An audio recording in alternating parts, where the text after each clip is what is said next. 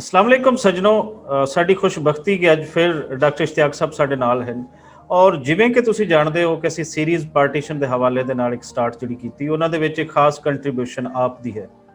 ਆਪ ਦੇ ਨਾਮ ਨੂੰ ਪਾਰਟੀਸ਼ਨ ਦਾ ਹਵਾਲਾ ਹੋਵੇ ਜਾਂ ਪਾਕਿਸਤਾਨ ਦੇ ਬਾਅਦ ਦੇ ਵਿੱਚ ਸਿਆਸੀ ਮਾਮਲਾਤ ਹੋਣ ਜਾਂ ਇੱਥੋਂ ਦੀਆਂ ਬੜੀਆਂ ਸ਼ਖਸੀਅਤਾਂ ਜਿਹੜੀਆਂ ਪੂਜੀਆਂ ਗਈਆਂ ਜਿਨ੍ਹਾਂ ਦੇ ਵਿੱਚ ਜਨਾਬ ਸਾਹਿਬ ਹੋਣ, ਉਹਨਾਂ ਤੇ ਆਪ ਦਾ ਬਹੁਤ ਜ਼ਿਆਦਾ ਕੰਮ ਹੈ। ਔਰ ਸਾਡੀ ਕੋਸ਼ਿਸ਼ ਹੁੰਦੀ ਹੈ ਕਿ ਡਾਕਟਰ ਸਾਹਿਬ ਨਾਲ ਜ਼ਿਆਦਾ ਤੋਂ ਜ਼ਿਆਦਾ ਗੱਲਬਾਤ ਕਰ ਪਾਈਏ ਤਾਂ ਜੇ ਉਹ ਸੱਚ ਜਿਹੜਾ ਉਹਨਾਂ ਨੇ ਜਾਣਿਆ ਹੈ ਆਪਣੀ ਖੋਜ ਰਾਹੀਂ ਉਹ ਆਮ ਬੰਦੇ ਦੇ ਸਾਹਮਣੇ ਵੀ ਆ ਜਾਵੇ। ਭਲੇ ਇਹ ਵਕਤੀ ਤੌਰ ਤੇ ਥੋੜਾ ਕੌੜਾ ਲੱਗਦਾ ਹੈ, ਲੇਕਿਨ ਜਦੋਂ ਠੰਡੇ ਦਿਮਾਗ ਨਾਲ ਤਾਰੀਖ ਦੇ ਉਹਨਾਂ ਰਾਹਾਂ ਤੇ ਚੱਲਦੇ ਹੋਏ ਅਸੀਂ ਕੁਝ ਜਾਣਨਾ ਚਾਹੁੰਦੇ ਹਾਂ ਤੇ ਫਿਰ ਸਾਨੂੰ ਇਹੀ ਜਿਹੜਾ ਹੈ ਸਿੱਧਾ ਰਸਤਾ ਸਾਨੂੰ ਨਜ਼ਰ ਆਉਂਦਾ ਹੈ। ਸੋ ਸੁਣ ਲਿਆ ਕਰੋ, ਉਸ ਤੋਂ ਬਾਅਦ ਤੁਹਾਡੀ ਆਪਣੀ ਮਰਜ਼ੀ ਹੈ ਕਿ ਇਸ ਨੂੰ ਤੁਸੀਂ ਕਿਸ ਹੱਦ ਤੱਕ ਐਕਸੈਪਟ ਕਰਦੇ ਹੋ ਜਾਂ ਇਹਦਾ ਤੁਸੀਂ ਡਿਨਾਇਲ ਕਰਦੇ ਹੋ। ਗੁੱਸੇ ਨਾ ਹੋਇਆ ਕਰੋ, ਗਾਲਾਂ ਗੂਲਾ ਨਾ ਦਿੱਤੀਆਂ ਕਰੋ। ਡਾਕਟਰ ਸਾਹਿਬ अस्सलाम वालेकुम सर। ਵਾਲੇਕੁਮ ਸਲਾਮ ਅਹਿਮਦ ਰਜ਼ਾ ਪੰਜਾਬੀ ਸਾਹਿਬ। ਤੇ ਇਹ ਮੈਂ ਤੁਹਾਡੀ ਸੁਣ ਕੇ ਗੱਲ ਬੜਾ ਖੁਸ਼ ਵੀ ਹੋਇਆ। ਗਾਲਾਂ ਗੁਲਾਂ ਕੋਈ ਡਜ਼ਨਟ ਮੈਟਰ। ਜੀ ਜੀ, ਗੱਲ ਹੈ ਸੱਚ ਨੂੰ ਫੇਸ ਕਰਨ ਲਈ ਹਿੰਮਤ ਚਾਹੀਦੀ ਹੈ ਔਰ ਉਹਦੀ ਆਦਤ ਚਾਹੀਦੀ ਹੈ। ਤੀਸਰੀ ਚੀਜ਼ ਉਹਦੀ ਟ੍ਰੇਨਿੰਗ ਚਾਹੀਦੀ ਹੈ। ਬਿਲਕੁਲ ਸਹੀ ਕਹਿੰਦੇ ਹੋ। ਜਿਹੜੀ ਗੱਲਾਂ ਮੈਂ ਕਰਨਾ ਔਰ ਮੇਰੀ ਕਿਤਾਬਾਂ ਦੇ ਜਿਹੜੇ ਰੈਫਰੈਂਸ ਨੇ ਨਾ, ਉਹਨਾਂ ਦੀ ਬੁਨਿਆਦ ਤੇ ਮੇਰੇ ਤੇ ਤਨਕੀਦ ਹੋ ਸਕਦੀ ਹੈ ਕਿ ਰੈਫਰੈਂਸ ਰਿਲਾਇਬਲ ਹੈ ਜਾਂ ਨਹੀਂ। ਲੋਕ ਕੀ ਕਰਦੇ ਨੇ, ਜੋ ਦਿਲ ਆਇਆ ਜੋ ਕਿਸੇ ਨੇ ਕਿਹਾ ਉਹ ਪਾ ਕੇ ਚੁੱਕ ਕੇ ਤੇ ਰੈਫਰੈਂਸਿਸ ਪਾ ਦਿੰਦੇ ਨੇ। ਨੋ, ਐਜ਼ ਅ ਸਕਾਲਰ ਤੁਹਾਨੂੰ ਪੂਰਾ ਟ੍ਰੇਨ ਕੀਤਾ ਜਾਂਦਾ ਹੈ ਕਿ ਕਿਹੜਾ ਰੈਫਰੈਂਸ ਰਿਲਾਇਬਲ ਹੈ ਔਰ ਕਿਹੜਾ ਨਹੀਂ ਹੈ। ਤੇ ਜੇ ਮੇਰੇ ਰੈਫਰੈਂਸਿਸ ਤੇ ਕੋਈ ਝਗੜਾ ਪਾਏ ਤੇ ਉਹਦੇ ਲਈ ਮੈਂ ਤੁਹਾਡੇ ਇਸ ਡਿਬੇਟ ਦੇ ਲਈ ਹਮੇਸ਼ਾ ਤਿਆਰ ਹਾਂ। ਇਹਨਾਂ ਕੋਲ ਕੁਝ ਵੀ ਨਹੀਂ ਹੈਗਾ, ਕਿਸੇ ਕਹਾਣੀਆਂ ਇਹਦੇ ਕੋਲੋਂ ਇਹ ਸੁਣ ਲਿਆ ਉਹਦੇ ਕੋਲੋਂ ਉਹ ਸੁਣ ਲਿਆ। ਤੇ ਕਿਉਂਕਿ ਨਲਾਇਕੀ ਹੈਗੀ ਹੈ, ਨਾ ਕੋਈ ਆਪਣੀ ਰਿਸਰਚ ਹੈ, ਨਾ ਪੜ੍ਹਨ ਦਾ ਸ਼ੌਕ ਹੈ, ਨਾ ਤਨਕੀਦੀ ਆਪਣਾ ਇੱਕ ਨਜ਼ਰੀਆ ਕਦੀ ਇਹਨਾਂ ਨੇ ਅਪਣਾਇਆ ਹੈ। ਤੇ ਉਹਦਾ ਸਾਰਾ ਜੋ ਫਿਰ ਉਹ ਗੁਬਾਰ ਹੈ ਨਾ, ਉਹ ਗਾਲਾਂ 'ਚ ਮੇਰੇ ਖਿਲਾਫ ਆ ਜਾਂਦਾ ਹੈ। Doesn't matter. ਤੁਹਾਡੇ ਐਸੇ ਸੱਜਣ ਸੱਚ ਬੋਲਣ ਦਾ ਪਲੇਟਫਾਰਮ ਦਿੰਦੇ ਨੇ। ਮੇਰਾ ਕੰਮ ਹੈ ਜੋ ਮੈਨੂੰ ਸਮਝ ਆਉਂਦੀ ਹੈ ਤੁਹਾਡੇ ਨਾਲ ਸ਼ੇਅਰ ਕਰਾਂ। ਇਹ ਹੈ ਸਾਡੀ ਸੋਚ। ਬਹੁਤ ਸੋਹਣੀ ਗੱਲ ਸਰ। ਅਸਲ ਤੇ ਸਾਡੀ ਟ੍ਰੇਨਿੰਗ ਹੁੰਦੀ ਹੈ, ਅਸੀਂ ਜਦੋਂ ਜੰਮਦੇ ਹਾਂ ਤੇ ਸ਼ੁਰੂ ਤੋਂ ਲੈ ਕੇ ਤੇ ਸਕੂਲਸ ਦੇ ਵਿੱਚ ਔਰ ਕਾਲਜਸ ਦੇ ਵਿੱਚ ਉਹ ਸਾਰਾ ਝੂਠ ਹੀ ਪੜਾਇਆ ਜਾਂਦਾ ਹੈ ਔਰ ਸਾਰਾ ਝੂਠ ਹੀ ਪੜ੍ਹਦੇ ਹਾਂ। ਇਸ ਲਈ ਉਹ ਜਿਹੜਾ ਅਸਲ ਸੱਚ ਉਹਨਾਂ ਦੇ ਸਾਹਮਣੇ ਆਉਂਦਾ ਹੈ ਤੇ ਉਹ ਫਿਰ ਉਹਨਾਂ ਵਾਸਤੇ ਡਾਈਜੈਸਟ ਕਰਨਾ ਵਕਤੀ ਥੋੜਾ ਔਖਾ ਹੁੰਦਾ ਹੈ। ਬਿਲਕੁਲ ਸਹੀ ਹੈ, ਆਈ ਐਗਰੀ। ਹਾਂ, ਲੇਕਿਨ ਇਹ ਕਦੋਂ ਤੱਕ ਹੈ ਸਰ? ਵੇਲਾ ਬਹੁਤ ਤੇਜ਼ ਹੈ, ਖਾਸ ਕਰ ਸੋਸ਼ਲ ਮੀਡੀਆ ਨੇ ਕਾਫੀ ਤੇਜ਼ ਕਰਤਾ ਹੈ ਔਰ ਉਹਦੇ ਵਿੱਚ ਤੁਹਾਡੇ ਜਿਹੇ ਲੋਕਾਂ ਦੀ ਬੜੀ ਵੱਡੀ ਕੰਟਰੀਬਿਊਸ਼ਨ ਹੈ ਜੋ ਸਾਰਾ ਹੱਕ ਸਹੀ ਸਾਹਮਣੇ ਲੈ ਕੇ ਆਏ। ਸੋ ਅਸੀਂ ਅੱਜ ਗੱਲ ਕਰਾਂਗੇ ਮਿੱਤਰੋ, ਪੰਜਾਬ ਦੀ ਇੱਕ ਪਾਰਟੀ ਸੀ ਯੂਨੀਅਨਿਸਟ ਪਾਰਟੀ। ਯੂਨੀਅਨਿਸਟ ਪਾਰਟੀ ਦਾ ਇਨਕਾਰ ਇਸ ਲਈ ਕਰ ਦਿੱਤਾ ਜਾਂਦਾ ਹੈ ਕਿ ਲੈਂਡਲਾਰਡਸ ਦੀ ਪਾਰਟੀ ਸੀ ਔਰ ਉਸ ਵੇਲੇ ਦੇ ਜਿਹੜੇ ਗੋਰੇ ਦੀ ਐਸਟੈਬਲਿਸ਼ਮੈਂਟ ਸੀ ਸਾਰੇ ਉਹਨਾਂ ਦੀ ਲਾਈਨਸ ਤੇ ਚੱਲਦੇ ਸਨ। ਲੇਕਿਨ ਕਿਆ ਹਕੀਕਤ ਇੰਜ ਹੈ? ਅੱਜ ਅਸੀਂ ਡਾਕਟਰ ਇਸ਼ਤਿਆਕ ਸਾਹਿਬ ਦੇ ਨਾਲ ਗੱਲ ਕਰਾਂਗੇ। ਸਰ, ਸਭ ਤੋਂ ਪਹਿਲੇ ਤੇ ਇਹ ਦੱਸੋ ਕਿ ਯੂਨੀਅਨਿਸਟ ਪਾਰਟੀ ਕਦੋਂ ਬਣਦੀ ਹੈ ਔਰ ਇਹਦੀ ਜ਼ਰੂਰਤ ਕਿਵੇਂ ਫੀਲ ਕੀਤੀ ਗਈ ਔਰ ਕਿਹੜੇ-ਕਿਹੜੇ ਲੋਕਾਂ ਨੇ ਇਹ ਬਣਾਈ ਔਰ ਉਸ ਤੋਂ ਬਾਅਦ ਇਹਨਾਂ ਦਾ ਕੀ ਰੋਲ ਕੀ ਰਿਹਾ? ਥੋੜੀ ਜੇ ਤੁਸੀਂ ਮੈਨੂੰ ਮੌਕਾ ਦਿਓ ਤਾਂ ਬੈਕਗ੍ਰਾਉਂਡ ਵੀ ਦੇਣਾ ਵੀ ਬੜੇ ਲਾਜ਼ਮੀ ਹੈ। ਜੀ ਜ਼ਰੂਰੀ ਸਰ, ਜ਼ਰੂਰੀ ਸਰ। ਜਦੋਂ ਅੰਗਰੇਜ਼ਾਂ ਨੇ ਪੰਜਾਬ ਨੂੰ ਕਾਬੂ ਕਰ ਲਿਆ ਤੇ ਦੋ ਭਰਾ ਸਨ ਜਿਹੜੇ ਪੰਜਾਬ ਦੀ ਰੀਕਨਸਟਰਕਸ਼ਨ ਵਿੱਚ ਉਹਨਾਂ ਦਾ ਬਹੁਤ ਵੱਡਾ ਨਾਂ ਹੈ, ਦ ਲਾਰੈਂਸ ਬ੍ਰਦਰਸ, ਹੈਨਰੀ ਲਾਰੈਂਸ ਔਰ ਜੌਨ ਲਾਰੈਂਸ।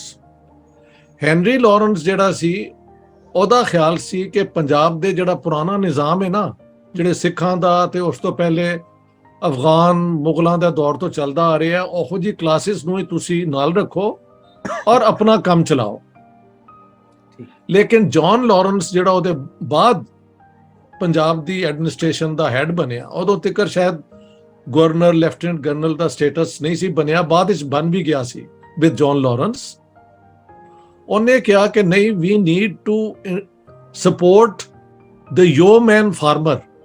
ਯੋਮੈਨ ਫਾਰਮਰ ਉਹ ਹੁੰਦਾ ਹੈ ਜਿਹੜਾ ਮਿਹਨਤ ਕਰਕੇ ਔਰ ਆਪਣਾ ਪ੍ਰੋਡਕਸ਼ਨ ਦਿੰਦਾ ਹੈ ਔਰ ਉਹਦੇ ਨਾਲ ਇਕਨੋਮੀ ਔਰ ਮੁਆਸ਼ਰਾ ਜਿਹੜਾ ਹੈ ਉਹ ਤਰੱਕੀ ਵੱਲ ਜਾਂਦਾ ਹੈ।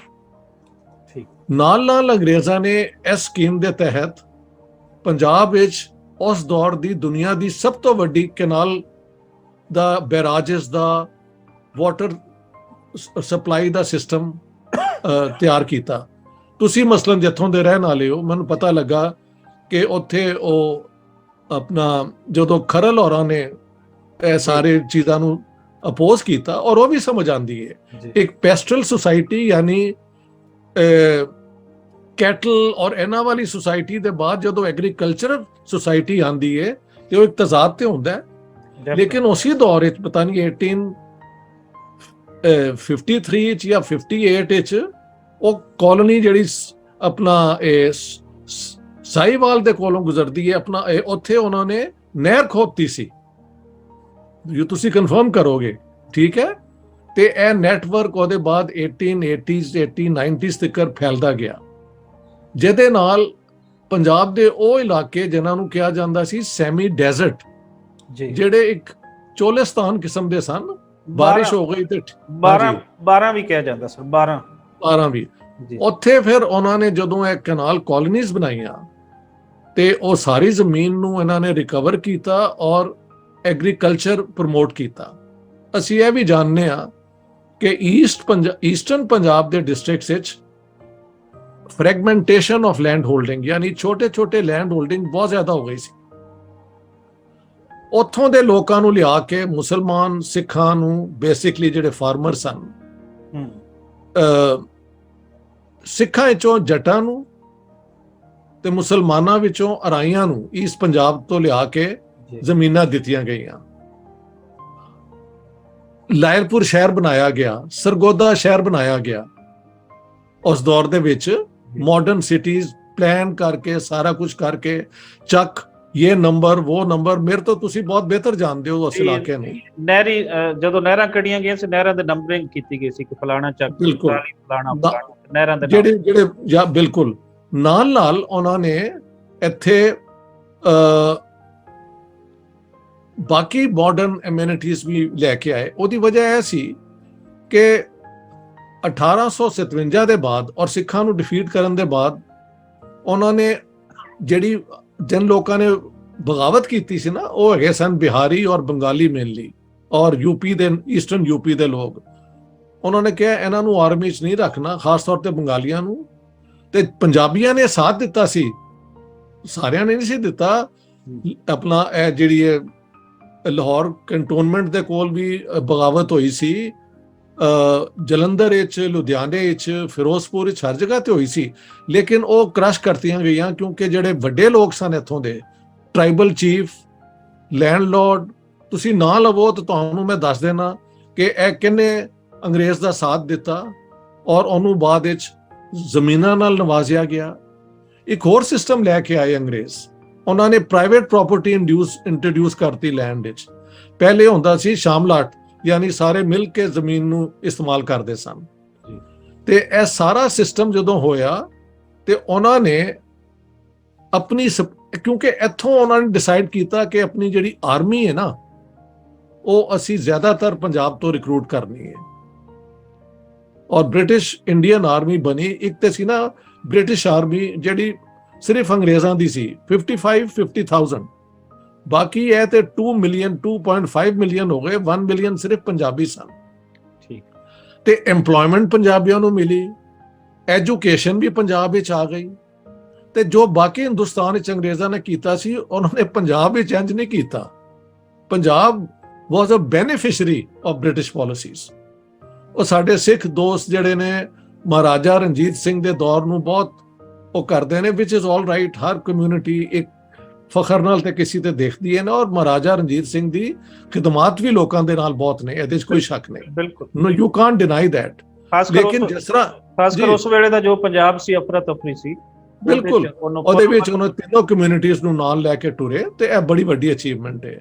ਮੈਂ ਇਹਨਾਂ ਨੂੰ ਕਹਿਣਾ ਅਸ਼ੋਕਾ, ਅਕਬਰ ਔਰ ਰਣਜੀਤ ਸਿੰਘ ਇੱਕੋ ਹੀ ਟ੍ਰੈਡੀਸ਼ਨ ਨੇ ਕਿ ਅਸੀਂ ਹਾਕਮ ਤੇ ਹੈਗੇ ਆ, ਲੇਕਿਨ ਸਾਰੀ ਕਮਿਊਨਿਟੀਜ਼ ਦੇ ਅਸੀਂ ਹਾਕਮ ਹਾਂ। ਇਹ ਸੋਚ ਜਿਹੜੀ ਹੈ ਉਹਦੇ ਤੁਸੀਂ ਮਿਲ ਕੇ ਚੱਲਦੇ ਹੋ, ਕਿਉਂਕਿ ਪੰਜਾਬ ਯੂਨਿਟਿਸਟ ਪਾਰਟੀ ਇਸ ਸੋਚ ਨੂੰ ਲੈ ਕੇ ਆਈ ਹੈ। ਮੈਂ ਉੱਥੇ ਆ ਰਿਹਾ, ਤੁਹਾਨੂੰ ਲਿਆ ਰਿਹਾ, ਲੇਕਿਨ ਇਹਦੀ ਰੂਟ ਸਾਨੂੰ ਹਮੇਸ਼ਾ ਲੱਭਣੇ ਪੈਣਗੇ। ਦੂਸਰੀ ਗੱਲ ਹੈ, ਇੱਕ ਸਰ ਮੇਰਾ ਇਹਦੇ ਅੰਦਰ ਮੇਰਾ ਇੱਕ ਸਵਾਲ ਵੀ ਨਾਲ ਵੀ ਤੁਸੀਂ ਜ਼ਿਹਨ ਵਿੱਚ ਰੱਖਣਾ ਹੈ ਜੀ। ਇਸ ਪਾਰਟੀ ਦੀ ਅਪਰੋਚ ਸੈਕੂਲਰ ਬੁਨਿਆਦਾਂ ਤੇ ਸੀ। ਉਸ ਵੇਲੇ ਤੇ ਜਿਹੜਾ ਸੀ ਮਜ਼ਹਬੀ ਜਿਹੜੀ ਡਿਵੀਜ਼ਨ ਸੀ ਉਹ ਬਹੁਤ ਤੇਜ਼ ਹੋ ਚੁੱਕੀ ਸੀ, ਔਰ ਉਹਦੇ ਦਰਮਿਆਨ ਇਹਨਾਂ ਨੂੰ ਕਿਵੇਂ ਇਹ ਪਤਾ ਸੀ ਕਿ ਸੈਕੂਲਰ ਬੁਨਿਆਦਾਂ ਤੇ ਪਾਰਟੀ ਜਿਹੜੀ ਹੈ ਹਿੱਟ ਹੋਏਗੀ, ਪੰਜਾਬ ਦੀ ਵੱਡੀ ਪਾਰਟੀ? ਇਸ ਤੇ ਆਨੇ ਆ, ਕਿਉਂਕਿ ਸੈਕੂਲਰਿਜ਼ਮ ਦਾ ਇੱਕ ਤੇ ਹੈ ਨਾ ਜਿਹੜਾ ਮਾਡਰਨ ਡੈਫੀਨੇਸ਼ਨ ਹੈ, ਉਹ ਹੈ ਕਿ ਸਟੇਟ ਔਰ ਮਜ਼ਹਬ ਦਾ ਕੋਈ ਰਿਲੇਸ਼ਨਸ਼ਿਪ ਨਾ ਹੋਏ। ਉਹ ਹੈ ਇੱਕ ਆਈਡੀਅਲ। ਹਕੀਕਤ ਤੇ ਹੈ ਕਿ ਸਾਡੀ ਸੁਸਾਇਟੀ ਜਿਹੜੀ ਹੈ ਸਬਕੌਂਟੀਨੈਂਟ ਦੀ, ਉਹਦੇ ਚ ਰਿਲੀਜਨ ਹਰ ਜਗ੍ਹਾ ਵੜਿਆ ਹੋਇਆ ਹੈ, ਤੇ ਰਿਲੀਜਨ ਨੂੰ ਰਿਸਪੈਕਟ ਕਰਦੇ ਹੋਏ ਸਭ ਕਮਿਊਨਿਟੀਆਂ ਨੂੰ ਨਾਲ ਲੈ ਕੇ ਟੁਰਨਾ ਵੀ ਇੱਕ ਫਾਰਮ ਆਫ ਸੈਕੂਲਰਿਜ਼ਮ ਹੈ। ਇੱਕ ਤੇ ਹੈ ਨਾ ਵੈਸਟਰਨ ਸੈਕੂਲਰਿਜ਼ਮ, ਜਿਹਦੇ ਚ ਉਹਨਾਂ ਨੇ ਰਿਲੀਜਨ ਨੂੰ ਸਾਈਡ ਤੇ ਕਰਤਾ ਹੈ। ਹਰ ਚੀਜ਼ ਮਾਡਰਨ ਆਈਡੀਆਜ਼ ਤੇ, ਰੀਜ਼ਨ ਤੇ, ਐਵੀਡੈਂਸ ਤੇ, ਸਾਇੰਸ ਤੇ ਬੁਨਿਆਦ ਹੈ। ਠੀਕ ਹੈ, ਸਾਡੀ ਸੁਸਾਇਟੀ ਹਲੇ ਉੱਥੇ ਤੇ ਪਹੁੰਚੀ ਨਹੀਂ, ਲਿਹਾਜ਼ਾ ਇਹ ਜ਼ਰਾ ਤੁਸੀਂ ਜ਼ੇਨ ਵਿੱਚ ਰੱਖੋ। ਹੁਣ ਜਿਹੜੀ ਮੈਂ ਗੱਲ ਕਰਨਾ ਚਾਹਨਾ ਸਭ ਜਲਦੀ ਨਾਲ ਉਹ ਕਰ ਲੈਂਦੇ ਆ ਜੀ ਕਿ ਇੱਕ ਹੋਰ ਪੰਜਾਬ ਦਾ ਕਰੈਕਟਰਿਸਟਿਕ ਹੈ ਵੇ ਕਿ ਆਰਥੋਡਾਕਸੀ ਯਾਨੀ ਕੱਟਰਪਨ ਜਿਹੜਾ ਹੈ ਇਸਲਾਮੀ ਔਰ ਹਿੰਦੂ ਮਤ ਦਾ, ਉਹ ਸਾਰਾ ਗੰਗਾ ਜਮਨੀ ਤਹਿਜ਼ੀਬ ਦੇ ਵਿੱਚ ਉਹਦਾ ਗੜ ਹੈਗਾ। ਜਿੱਥੇ ਤੁਸੀਂ ਪੰਜਾਬ ਵਿੱਚ ਆਉਂਦੇ ਹੋ ਤੇ ਤੁਸੀਂ ਦੇਖਦੇ ਹੋ ਗੋਰਖਨਾਥੀ ਯੋਗੀਆਂ ਦਾ ਇੱਥੇ ਬੜਾ ਹੋਲਡ ਰਿਹਾ, ਇੱਥੇ ਸੂਫੀਆਂ ਦਾ ਬੜਾ ਰੋਲ ਰਿਹਾ। ਸਭ ਸੂਫੀ ਸਟੇਟ ਦੇ ਏਜੰਟ ਨਹੀਂ ਸਨ, ਕੁਝ ਐਸੇ ਸਨ ਜਿਨ੍ਹਾਂ ਨੇ ਸਟੇਟ ਨੂੰ ਡਿਫਾਈ ਵੀ ਕੀਤਾ, ਔਰ ਆਵਾਮ ਬਾਬਾ ਫਰੀਦ ਉਹਦੇ ਚ ਆ ਜਾਂਦੇ ਨੇ।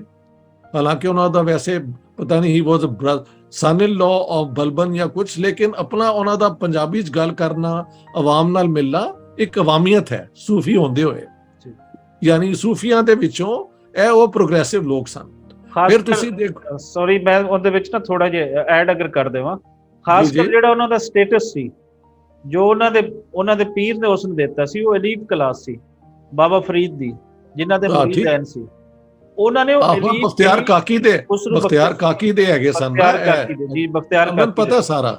ਉਹ ਫਿਰ ਸਾਰੀ ਡਿਟੇਲ 'ਚ ਜਾਵਾਂਗੇ ਤਾਂ ਬਹੁਤ ਟਾਈਮ ਲੱਗੇਗਾ। ਇਹ ਫਿਰ ਉੱਥੋਂ ਛੱਡ ਕੇ ਫਿਰ ਅਯੋਧਿਆ ਆਏ ਸਨ। ਦੈਟਸ ਰਾਈਟ ਜੀ, ਆਈ ਨੋ।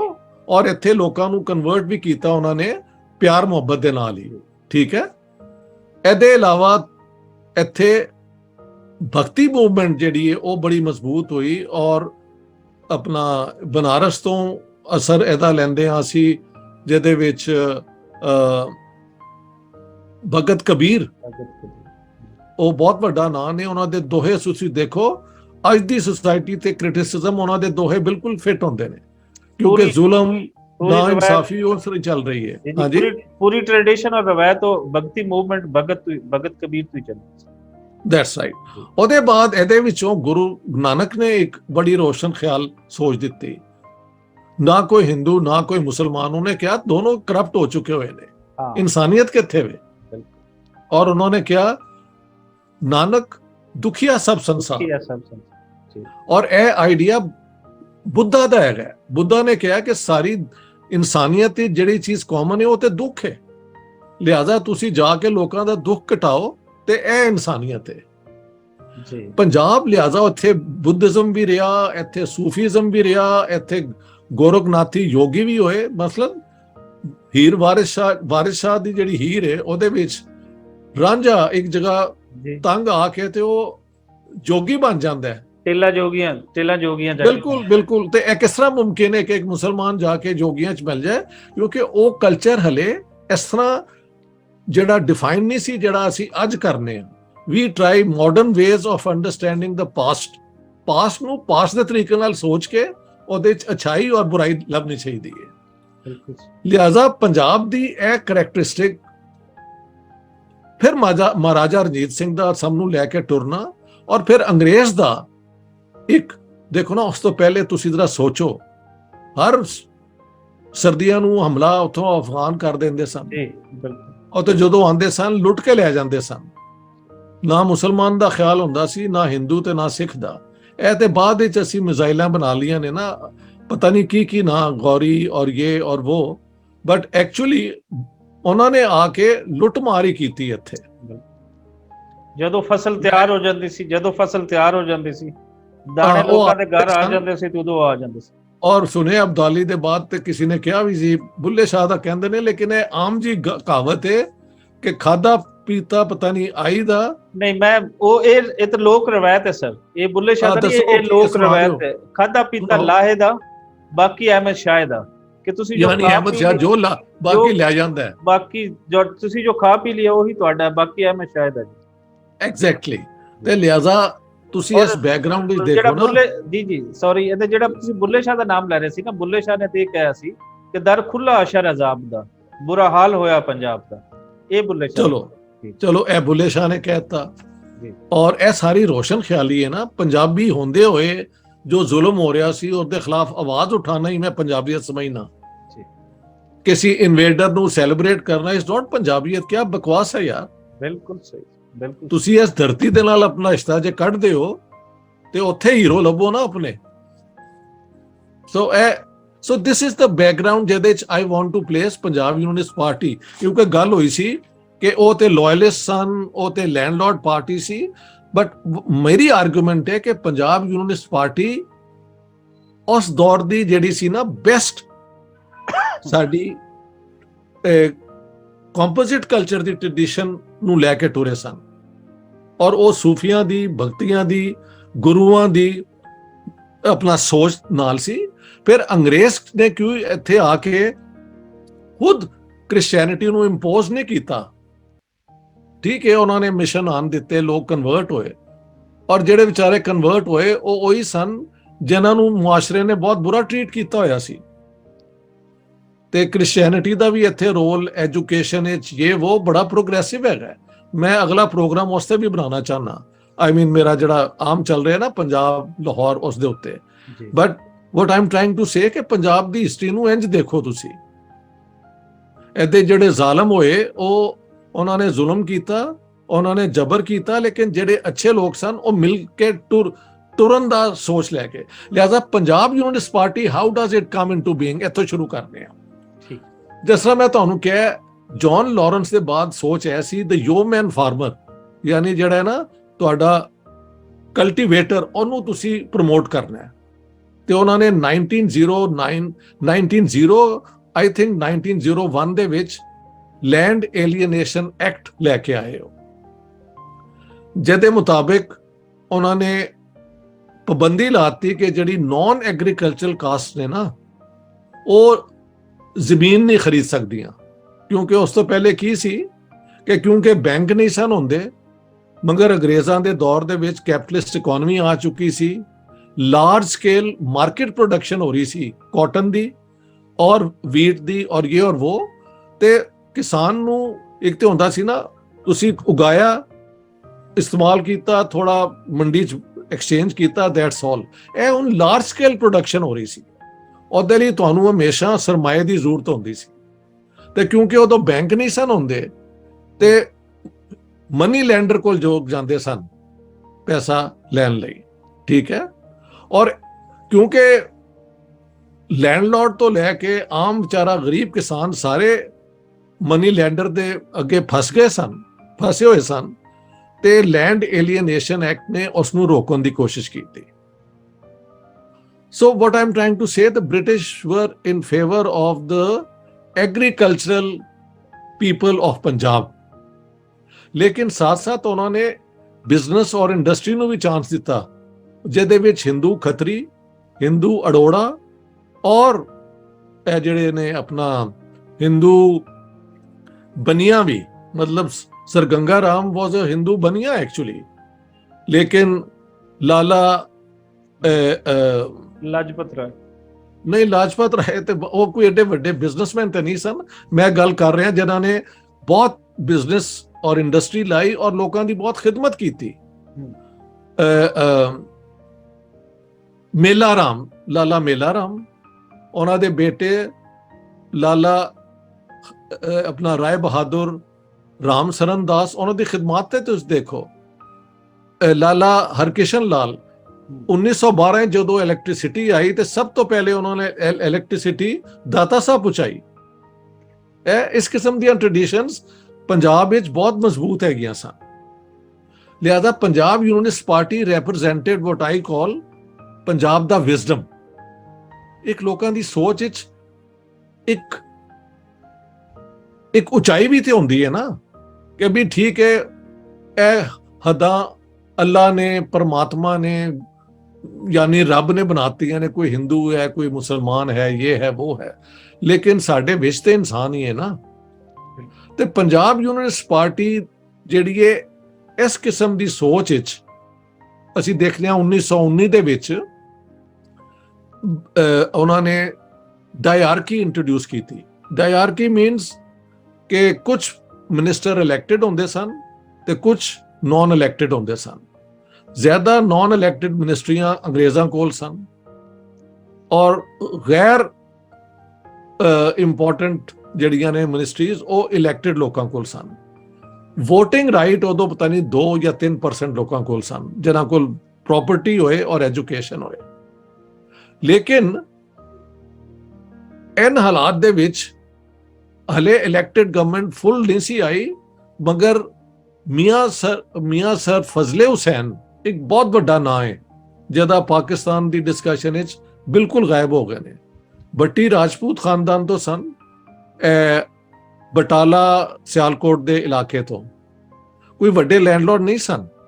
ਆਪਣੀ ਪੜ੍ਹਾਈ ਲਿਖਾਈ ਔਰ ਮੈਰਿਟ ਦੀ ਬੁਨਿਆਦ ਤੇ ਉਹ ਇੱਥੋਂ ਦੇ ਮੁਸਲਮਾਨਾਂ ਦੇ ਲੀਡਰ ਬਣੇ। ਠੀਕ ਹੈ, ਉਹ ਮਿਨਿਸਟਰ ਵੀ ਰਹੇ। ਲੇਕਿਨ ਪੰਜਾਬ ਯੂਨੀਅਨਿਸਟ ਪਾਰਟੀ ਫਿਰ 1923 ਚ ਉਹਨਾਂ ਨੇ ਫਾਰਮ ਕੀਤੀ। ਪੰਜਾਬ ਯੂਨੀਅਨਿਸਟ ਪਾਰਟੀ ਦੇ ਜਿਹੜੇ ਮੇਨ ਲੀਡਰ ਸਨ ਉਹ ਹਮੇਸ਼ਾ ਮੁਸਲਮਾਨ ਰਹੇ, ਲੇਕਿਨ ਉਹਨਾਂ ਦਾ ਸਾਥ ਹਮੇਸ਼ਾ ਹਰਿਆਣਾ ਜਿਹੜਾ ਹੁਣ ਬਣ ਗਿਆ ਯਾਨੀ ਅੰਬਾਲਾ ਡਿਵੀਜ਼ਨ ਦੇ ਹਿੰਦੂ ਜਾਟਸ ਨੇ ਦਿੱਤਾ, ਸਰ ਛੋਟੂ ਰਾਮ। ਸੋ ਇਹ ਦੋ ਬੰਦੇ ਤੇ ਪਾਰਟੀ ਦੇ ਮੇਨ ਲੀਡਰ ਸਨ। ਉਹਦੇ ਵਿੱਚ ਜੇ ਤੁਸੀਂ ਇਹਨਾਂ ਦੀ ਫਿਰ ਮਿਨਿਸਟਰੀਜ਼ ਦੇਖੋ, ਹਮੇਸ਼ਾ ਹਿੰਦੂ ਮੁਸਲਮਾਨ ਸਿੱਖ ਉਹਨਾਂ ਨੇ ਰੱਖੇ, ਕੋਈ ਡਿਸਟਿੰਕਸ਼ਨ ਨਹੀਂ ਕੀਤੀ। ਔਰ ਸਰ ਛੋਟੂ ਰਾਮ ਵੀ ਕੋਈ ਬਹੁਤ ਵੱਡੇ ਲੈਂਡਲॉर्ड ਨਹੀਂ ਸਨ। ਨਹੀਂ ਸਨ, ਮੈਂ ਦੱਸ ਰਿਹਾ ਹਲੇ ਤੁਹਾਨੂੰ, ਮੈਂ ਦੱਸਣਾ ਪੂਰਾ ਤੁਹਾਨੂੰ। ਮੈਂ ਸਭ ਤਿਆਰੀ ਕਰਕੇ ਅੱਜ ਬੈਠਾ ਤਾਂ ਕਿ ਤੁਹਾਨੂੰ ਕੋਟ ਵੀ ਕਰਨੀਆਂ ਨੇ ਕਿਤਾਬਾਂ ਜੀ ਉਰਦੂ ਦੇ ਵਿੱਚ ਆਪਣੇ ਸਕਾਲਰਸ ਦੀਆਂ। ਤੇ ਸੋ ਔਰ ਸਿੱਖਾਂ ਨੇ ਇਹਨਾਂ ਨੂੰ ਬਾਹਰੋਂ ਸਪੋਰਟ ਕੀਤਾ। ਸੁੰਦਰ ਸਿੰਘ ਮਜੀਠੀਆ ਜਿਹੜੇ ਸਨ ਪੰਜਾਬ ਸਿੱਖ ਨੈਸ਼ਨਲਿਸਟ ਪਾਰਟੀ, ਉਹ ਉਹਨਾਂ ਦੇ ਲੀਡਰ ਸਨ। ਲਿਹਾਜ਼ਾ ਪਹਿਲੇ ਅਨਇਲੈਕਟਿਡ, ਲੇਕਿਨ 1935 ਐਕਟ ਦੇ ਬਾਅਦ ਹੁਣ ਇਲੈਕਸ਼ਨ ਹੋਏ 1937 ਵਿੱਚ। ਠੀਕ ਹੈ, ਹਾਂ ਇੱਕ ਗੱਲ ਦੱਸ ਦਿਆਂ, ਸਰ ਫਜ਼ਲੇ ਹੁਸੈਨ ਦੀ ਖਿਦਮਤ ਵਿੱਚ ਇਹ ਵੀ ਹੈ ਕਿ ਪੰਜਾਬ ਦੇ ਮੁਸਲਮਾਨ, ਸਾਰੇ ਹਿੰਦੁਸਤਾਨ ਦੇ ਮੁਸਲਮਾਨ ਹਿੰਦੂਆਂ ਔਰ ਸਿੱਖਾਂ ਤੋਂ ਪਿੱਛੇ ਸਨ ਐਜੂਕੇਸ਼ਨ ਵਿੱਚ, ਕਿਉਂਕਿ ਜਦੋਂ ਮਾਡਰਨ ਐਜੂਕੇਸ਼ਨ ਆਈ ਤੇ ਰਾਜਾ ਰਾਮ ਮੋਹਨ ਰਾਏ ਜਿਹੜੇ ਨੇ ਉਹਨਾਂ ਨੇ ਬੰਗਾਲ ਤੋਂ ਸ਼ੁਰੂ ਕੀਤਾ। ਹਿੰਦੂਆਂ ਨੂੰ ਕਿਹਾ ਕਿ ਪੁਰਾਣੀ ਸੋਚ ਰਹਿਣ ਦਿਓ, ਇਹ ਹੀ ਨਈ ਸੋਚ ਹੈਗੀ ਹੈ, ਤੁਸੀਂ ਐਜੂਕੇਸ਼ਨ ਲਵੋ। ਮੁਸਲਮਾਨਾਂ ਦੇ ਵਿੱਚ ਰੈਜ਼ਿਸਟੈਂਸ ਰਹੀ ਕਿ ਨਹੀਂ, ਸਾਡੇ ਕੋਲੋਂ ਇਹਨਾਂ ਨੇ ਹਕੂਮਤ ਲਈ ਹੈ, ਇਹ ਹੈ ਉਹ ਹੈ, we are not going to take to western education. ਸਿਆਸਤ ਵਿੱਚ, ਹਿਸਟਰੀ ਵਿੱਚ ਕੋਈ ਵੈਕਿਊਮ ਨਹੀਂ ਜੇ ਰਹਿੰਦਾ। ਤੁਸੀਂ ਨਹੀਂ ਹੋਵੋਗੇ ਤੇ ਮੈਂ ਆ ਜਾਵਾਂਗਾ, ਇਹੋ ਜਿਹੀ ਗੱਲ ਹੈ। There is no vacuum ever. ਲਿਹਾਜ਼ਾ ਹਿੰਦੂ ਔਰ ਪੰਜਾਬ ਦੇ ਸਿੱਖਾਂ ਦੇ ਵਿੱਚ, ਸ਼ਹਿਰੀ ਸਿੱਖਾਂ ਦੇ ਵਿੱਚ ਇੱਕ ਐਡਵਾਂਸ ਸੀ ਐਜੂਕੇਸ਼ਨ ਵਿੱਚ। ਉਹੀ ਬਿਜ਼ਨਸਮੈਨ ਸਨ, ਉਹੀ ਮਨੀ ਲੈਂਡਰ ਸਨ, ਉਹੀ ਇੰਡਸਟਰੀਅਲਿਸਟ ਸਨ। ਮੁਸਲਮਾਨ ਜਿਹੜੇ ਸਨ ਉਹ ਵੱਡੇ ਲੈਂਡਲॉर्ड ਸਨ, ਬਹੁਤ ਵੱਡੇ ਲੈਂਡਲॉर्ड, ਆਮ ਮਿਡਲ ਕਲਾਸ ਦੇ, ਯਾਨੀ ਜ਼ਮੀਂਦਾਰ ਕਹਿ ਲਓ, ਕਿਸਾਨ ਕਹਿ ਲਓ, ਮੁਜ਼ਾਰੇ ਕਹਿ ਲਓ। ਇਸ ਤਰ੍ਹਾਂ ਦੇ ਸਿੱਖਾਂ ਔਰ ਹਿੰਦੂਆਂ 'ਚ ਵੀ ਮੁਜ਼ਾਰੇ ਸਨ, ਬਟ ਮੁਸਲਮਾਨ ਬੇਸਿਕਲੀ ਨਾ ਐਜੂਕੇਸ਼ਨ ਵਿੱਚ ਅੱਗੇ ਸਨ, ਨਾ ਇੱਕ ਮਾਡਰਨ ਇਕਨੋਮੀ 'ਚ ਅੱਗੇ ਸਨ। ਸਰ ਫਜ਼ਲੇ ਹੁਸੈਨ ਨੇ ਗਵਰਨਮੈਂਟ ਕਾਲਜ, ਜਿਹੜਾ ਉਸ ਜ਼ਮਾਨੇ ਦਾ ਸਭ ਤੋਂ ਵੱਡਾ ਕਾਲਜ ਸੀ, ਉਹਦੇ ਵਿੱਚ ਮੁਸਲਮਾਨਾਂ ਲਈ ਰਿਜ਼ਰਵ ਕੀਤੀਆਂ ਸੀਟਾਂ ਕਿ ਨੰਬਰ ਘੱਟ ਹੁੰਦੇ ਹੋਏ ਉਹਨਾਂ ਨੂੰ ਐਡਮਿਸ਼ਨ ਮਿਲਦੀ ਸੀ। ਇੱਕ ਹੋਰ institution king Edward medical college ਵਿੱਚ ਵੀ, ਕਿਉਂਕਿ ਮੁਸਲਮਾਨ ਡਾਕਟਰ ਘੱਟ ਸਨ, ਉੱਥੇ ਵੀ ਰਿਜ਼ਰਵੇਸ਼ਨ ਦੇ ਜ਼ਰੀਏ ਘੱਟ ਨੰਬਰਾਂ ਦੇ ਮੁਸਲਮਾਨਾਂ ਨੂੰ ਚਾਂਸ ਮਿਲਿਆ। ਸ਼ਾਇਦ ਉਸ ਜ਼ਮਾਨੇ ਦਾ ਜਿਹੜਾ ਸੀ ਇੰਜੀਨੀਅਰਿੰਗ ਕਾਲਜ, ਉਹਦੇ ਵਿੱਚ ਵੀ ਉਹਨਾਂ ਨੇ ਰਿਜ਼ਰਵ ਕੀਤਾ ਜਾਂ ਨਹੀਂ, ਬਟ ਇਹ ਦੋ ਵੱਡੀ ਇੰਸਟੀਟਿਊਸ਼ਨ ਵਿੱਚ ਜ਼ਰੂਰ ਕੀਤਾ। ਸੋ ਫਜ਼ਲੇ ਹੁਸੈਨ ਦੇ ਬਗੈਰ ਮੁਸਲਮਾਨਾਂ ਦੀ ਸਟੋਰੀ ਬਣਦੀ ਨਹੀਂ ਪੰਜਾਬ ਦੇ। ਅਲਬੱਤਾ ਉਹਨਾਂ ਦੀ ਡੈਥ ਹੋ ਗਈ 1936 ਵਿੱਚ। ਉਹਦੇ ਬਾਅਦ ਜਿਹੜੇ ਨਏ ਲੀਡਰ ਆਏ ਉਹ ਸਰ ਸਿਕੰਦਰ ਹਯਾਤ ਖਾਨ, ਉਹ ਵਾਹ ਤੋਂ ਆਏ ਸਨ, ਨਾਰਦਰਨ ਪੰਜਾਬ ਤੋਂ, ਰਾਵਲਪਿੰਡੀ ਦੇ ਕੋਲ। ਬਹੁਤ ਵੱਡੇ ਲੈਂਡਲॉर्ड ਸਨ। ਪਿੱਛੋਂ ਖਾਨਦਾਨ ਜਿਹੜਾ ਸੀ ਉਹ ਅੰਗਰੇਜ਼ਾਂ ਦੀ ਜਿਹੜੀ 1857 ਵਿੱਚ ਉਹਦਾ ਬੜਾ ਸਾਥ ਦਿੱਤਾ ਸੀ, ਤੇ ਉਹਦੇ 'ਚ ਇਹਨਾਂ ਨੂੰ ਬਹੁਤ ਜ਼ਮੀਨਾਂ ਵੀ ਮਿਲੀਆਂ ਸਨ। ਲਿਹਾਜ਼ਾ ਇਹ ਸਾਰੇ Punjab Unionist Party loyalist party ਸੀ, ਨੋ ਡਾਊਟ, ਲੇਕਿਨ ਪੰਜਾਬ ਦੇ ਗਵਰਨਰ, ਪੰਜਾਬ ਦੇ ਐਡਮਿਨਿਸਟ੍ਰੇਟਰ ਜਿਹੜੇ ਸਨ, ਉਹ ਇਹਨਾਂ ਨੂੰ ਇਨਕਰੇਜ ਕਰਦੇ ਸਨ ਕਿ ਤੁਸੀਂ ਐਜੂਕੇਸ਼ਨ ਵਿੱਚ ਜਾਓ, ਸਕੂਲ ਖੋਲੋ। ਲਿਹਾਜ਼ਾ ਤੁਸੀਂ ਦੇਖੋ ਆਰੀਆ ਸਮਾਜ ਨੇ ਸਕੂਲ ਖੋਲੇ, ਅੰਜਮਨ ਹਿਮਾਇਤ ਇਸਲਾਮ ਨੇ ਵੀ ਦੇਖ ਦੂਖ ਕੇ ਖੋਲਣੇ ਸ਼ੁਰੂ ਕਰਤੇ, ਸਿੱਖਾਂ ਨੇ ਵੀ ਖੋਲਣੇ ਸ਼ੁਰੂ ਕਰਤੇ। ਤੇ ਅੰਗਰੇਜ਼ਾਂ ਦੀ ਪਾਲਿਸੀ ਪੰਜਾਬ ਦੇ ਵਿੱਚ ਬਿਲਕੁਲ ਮੁਖਤਲਿਫ ਸੀ। They needed Punjab to keep the Russians away from the Indian subcontinent. Pakistan ਬਣਿਆ ਵੀ ਅਖੀਰ ਵਿੱਚ ਐਸੀ ਵਜ੍ਹਾ ਨਾਲ, but we are not going to go into that. ਸਮਝ ਗਏ ਤੁਸੀਂ? ਲਿਹਾਜ਼ਾ ਪੰਜਾਬ ਯੂਨੀਅਨਿਸਟ ਪਾਰਟੀ ਨੇ ਹਰ ਕਮਿਊਨਿਟੀ ਨੂੰ ਨਾਲ ਲਿਆ ਔਰ ਨਾਲ ਲੈਂਦੇ ਹੋਏ ਇਹ ਅੱਗੇ ਵਧੇ। ਇਲੈਕਸ਼ਨ ਹੋਇਆ 1937 ਵਿੱਚ ਔਰ ਪੰਜਾਬ ਯੂਨੀਅਨਿਸਟ ਪਾਰਟੀ ਨੇ ਸਵੀਪ ਕਰਤਾ ਪੰਜਾਬ ਦੇ ਵਿੱਚ। ਉਦੋਂ ਤੁਹਾਨੂੰ ਪਤਾ 1909 ਦੇ ਬਾਅਦ ਮੁਸਲਮਾਨਾਂ ਨੂੰ ਅਲੱਗ ਸੀਟਾਂ ਉਹਨਾਂ ਦੀ ਰਿਜ਼ਰਵਡ ਹੁੰਦੀਆਂ ਸਨ ਔਰ ਮੁਸਲਮਾਨਾਂ ਨੂੰ ਇਲੈਕਟ ਕਰਦੇ ਸਨ। ਇਹ ਅੰਗਰੇਜ਼ ਦੀ ਇੱਕ ਚਾਲ ਨੇ ਹਮੇਸ਼ਾ ਮੁਸਲਮਾਨਾਂ ਨੂੰ ਬਾਕੀ ਫਰੀडम ਮੂਵਮੈਂਟ ਤੋਂ ਅਲੱਗ ਰੱਖਣ ਦਾ ਇੱਕ ਇਫੈਕਟਿਵ ਉਹਨਾਂ ਨੇ ਤਰੀਕਾ ਲੱਭ ਲਿਆ ਸੀ ਔਰ ਬਾਰ-ਬਾਰ ਉਹਨਾਂ ਨੇ ਕਿਹਾ ਵੀ ਹੈ ਕਿ ਇਟ ਸੂਟਸ ਅਸ ਕਿ ਇਹ ਅਲੱਗ ਹੀ ਰਹਿਣ। ਲਿਹਾਜ਼ਾ 2 ਸੀਟਾਂ ਮਿਲੀਆਂ ਸਨ ਉਸ ਜ਼ਮਾਨੇ 'ਚ ਮੁਸਲਿਮ ਲੀਗ ਵਿੱਚ। ਪੰਜਾਬ ਵਿੱਚ ਮੁਸਲਿਮ ਲੀਗ ਦਾ ਦਫ਼ਤਰ ਹੀ ਨਹੀਂ ਸੀ 1938 ਤੱਕ। Can you believe it? Sir Mian Muhammad Shafi ਜਿਹੜੇ ਸਨ, ਬਾਗਬਾਨਪੁਰ ਦੇ ਅਰਾਈ ਖਾਨਦਾਨ ਦੇ ਪੜ੍ਹੇ ਲਿਖੇ ਆਦਮੀ, ਬੈਰਿਸਟਰ ਸਨ, ਵਟਐਵਰ, ਉਹ ਮੁਸਲਿਮ ਲੀਗ ਦੇ ਸਨ। ਉਹਨਾਂ ਦੇ ਨਾਲ ਅਲਾਮਾ ਇਕਬਾਲ ਸਨ, ਸ਼ਹਿਰੀ ਲੋਕ ਕੁਝ, ਲੇਕਿਨ ਪਿੰਡਾਂ ਦੇ ਔਰ ਛੋਟੇ ਸ਼ਹਿਰਾਂ ਦੇ ਜਿਹੜੇ ਲੋਕ ਸਨ ਉਹ ਪੰਜਾਬ ਯੂਨੀਅਨਿਸਟ ਪਾਰਟੀ ਸਨ। ਇੱਥੋਂ ਦੀ ਜਿਹੜੀ ਗੱਦੀਆਂ ਵੀ ਸਨ ਪੀਰਾਂ ਦੀਆਂ, ਉਹ ਵੀ ਪੰਜਾਬ ਯੂਨੀਅਨਿਸਟ ਪਾਰਟੀ ਸਨ। ਸਮਝ ਗਏ ਤੁਸੀਂ?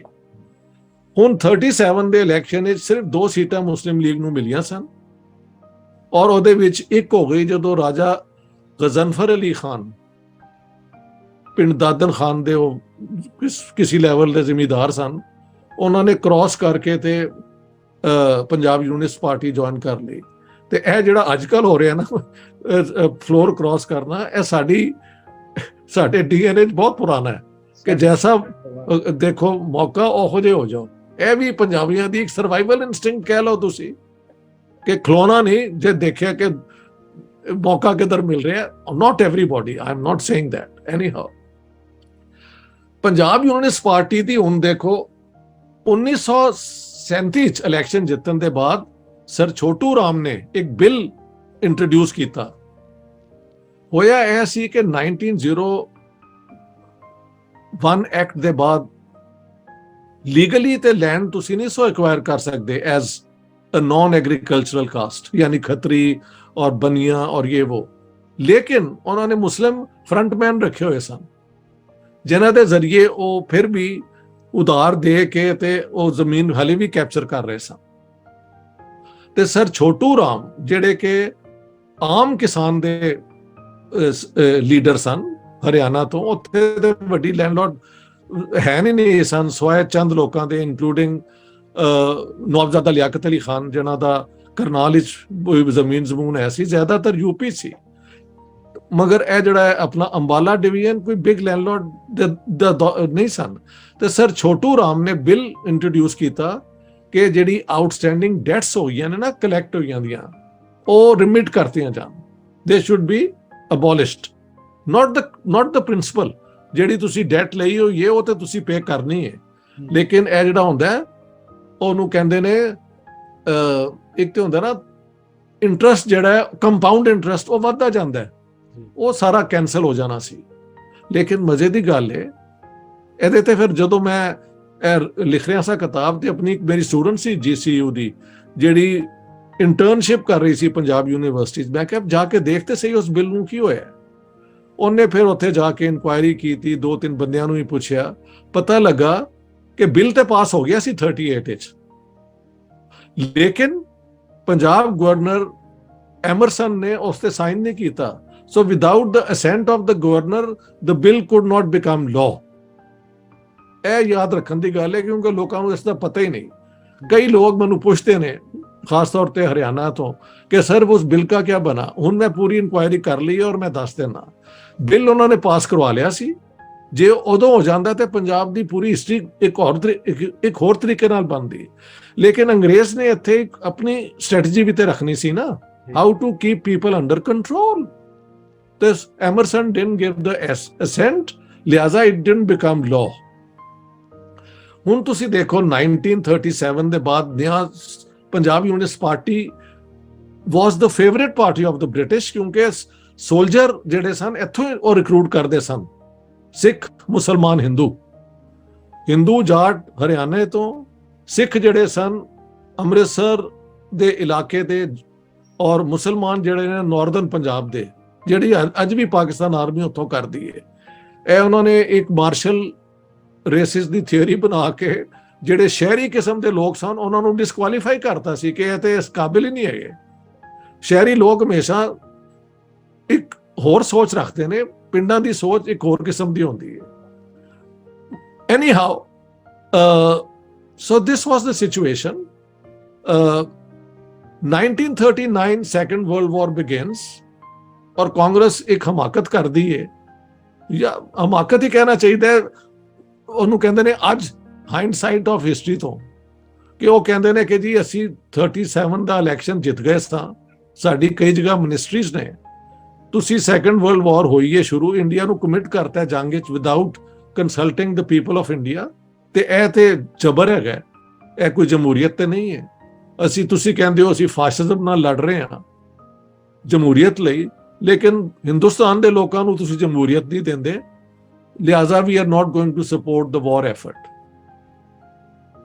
ਮੈਂ ਉਹਦੇ ਦੱਸਿਆ ਕਿ ਸਰ ਸਿਕੰਦਰ ਦਾ ਪ੍ਰੋਗਰਾਮ ਸੀ ਕਿ ਜੰਗ ਸ਼ੁਰੂ ਹੋਣ ਦੇ ਬਾਅਦ 500,000 ਹੋਰ ਪੰਜਾਬੀਆਂ ਨੂੰ ਉਹਨਾਂ ਨੇ ਰਿਕਰੂਟ ਕਰਨਾ ਸੀ, ਔਰ ਜੇ ਕਾਂਗਰਸ ਵੀ ਸਾਥ ਦਿੰਦੀ ਤੇ ਮੀਆਂ ਇਫਤਖਾਰਉদ্ਦੀਨ, ਉਹ ਵੀ ਬਾਗਬਾਨਪੁਰ ਦੇ ਅਰਾਈ ਸਨ, ਉਹ ਪੰਜਾਬ ਕਾਂਗਰਸ ਪਾਰਟੀ ਦੇ ਲੀਡਰ ਸਨ। From 1935 to 1945 he was president of Punjab Congress party. ਉਹ ਉਹਨਾਂ ਨੂੰ ਮਿਨਿਸਟਰ ਬਣਾਉਣਾ ਚਾਹੁੰਦੇ ਸਨ ਕਿ ਅਸੀਂ ਬਣਾ ਕੇ ਇੱਕ ਮਿਨਿਸਟਰੀ, ਤੇ ਇਸ ਜੰਗ ਦੇ ਦੌਰਾਨ ਅੰਗਰੇਜ਼ਾਂ ਦਾ ਸਾਥ ਦੇਵਾਂਗੇ, and after the war of course Indian freedom ਇਹ ਹੈ ਉਹ ਹੈ।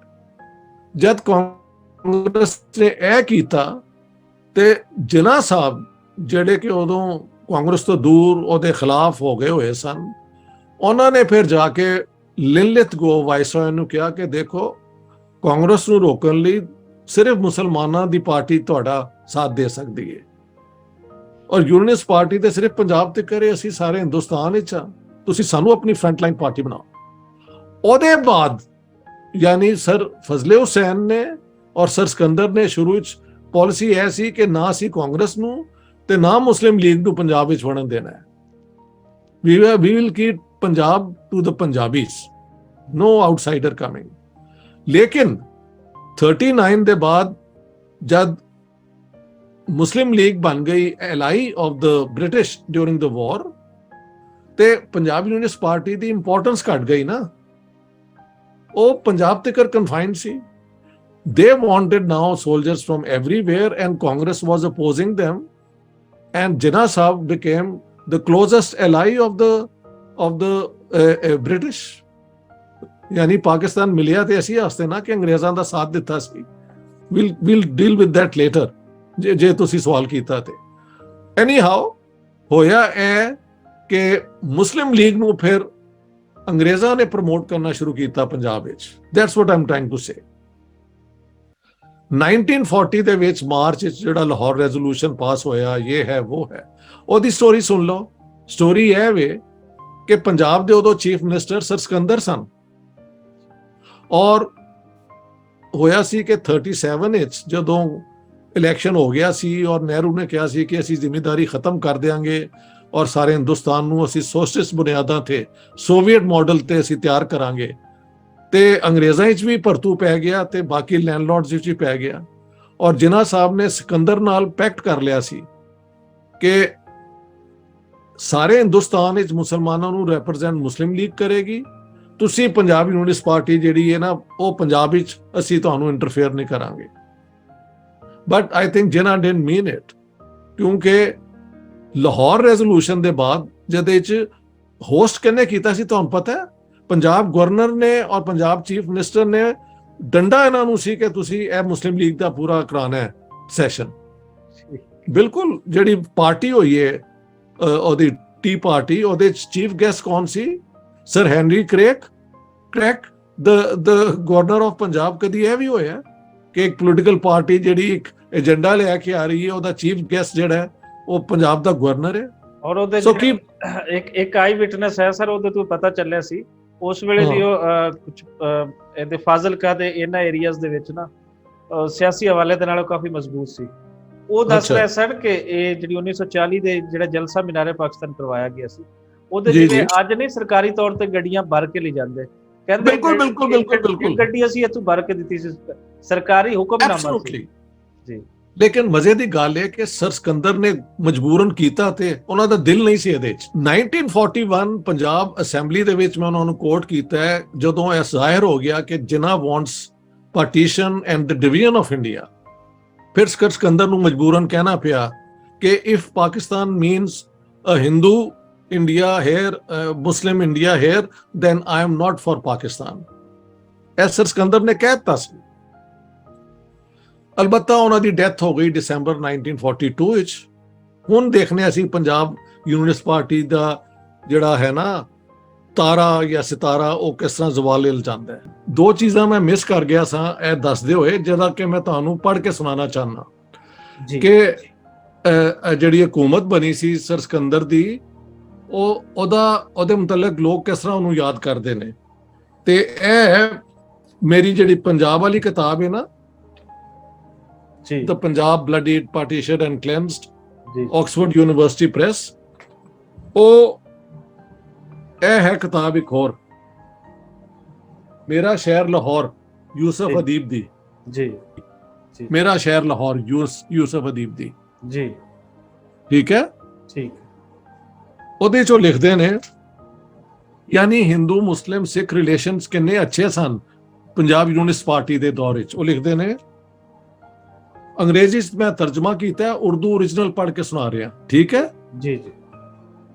लाला गणपत राय मुझे इसलिए याद है कि वो खालिसन हिंदू वज़ाकता के मालिक थे।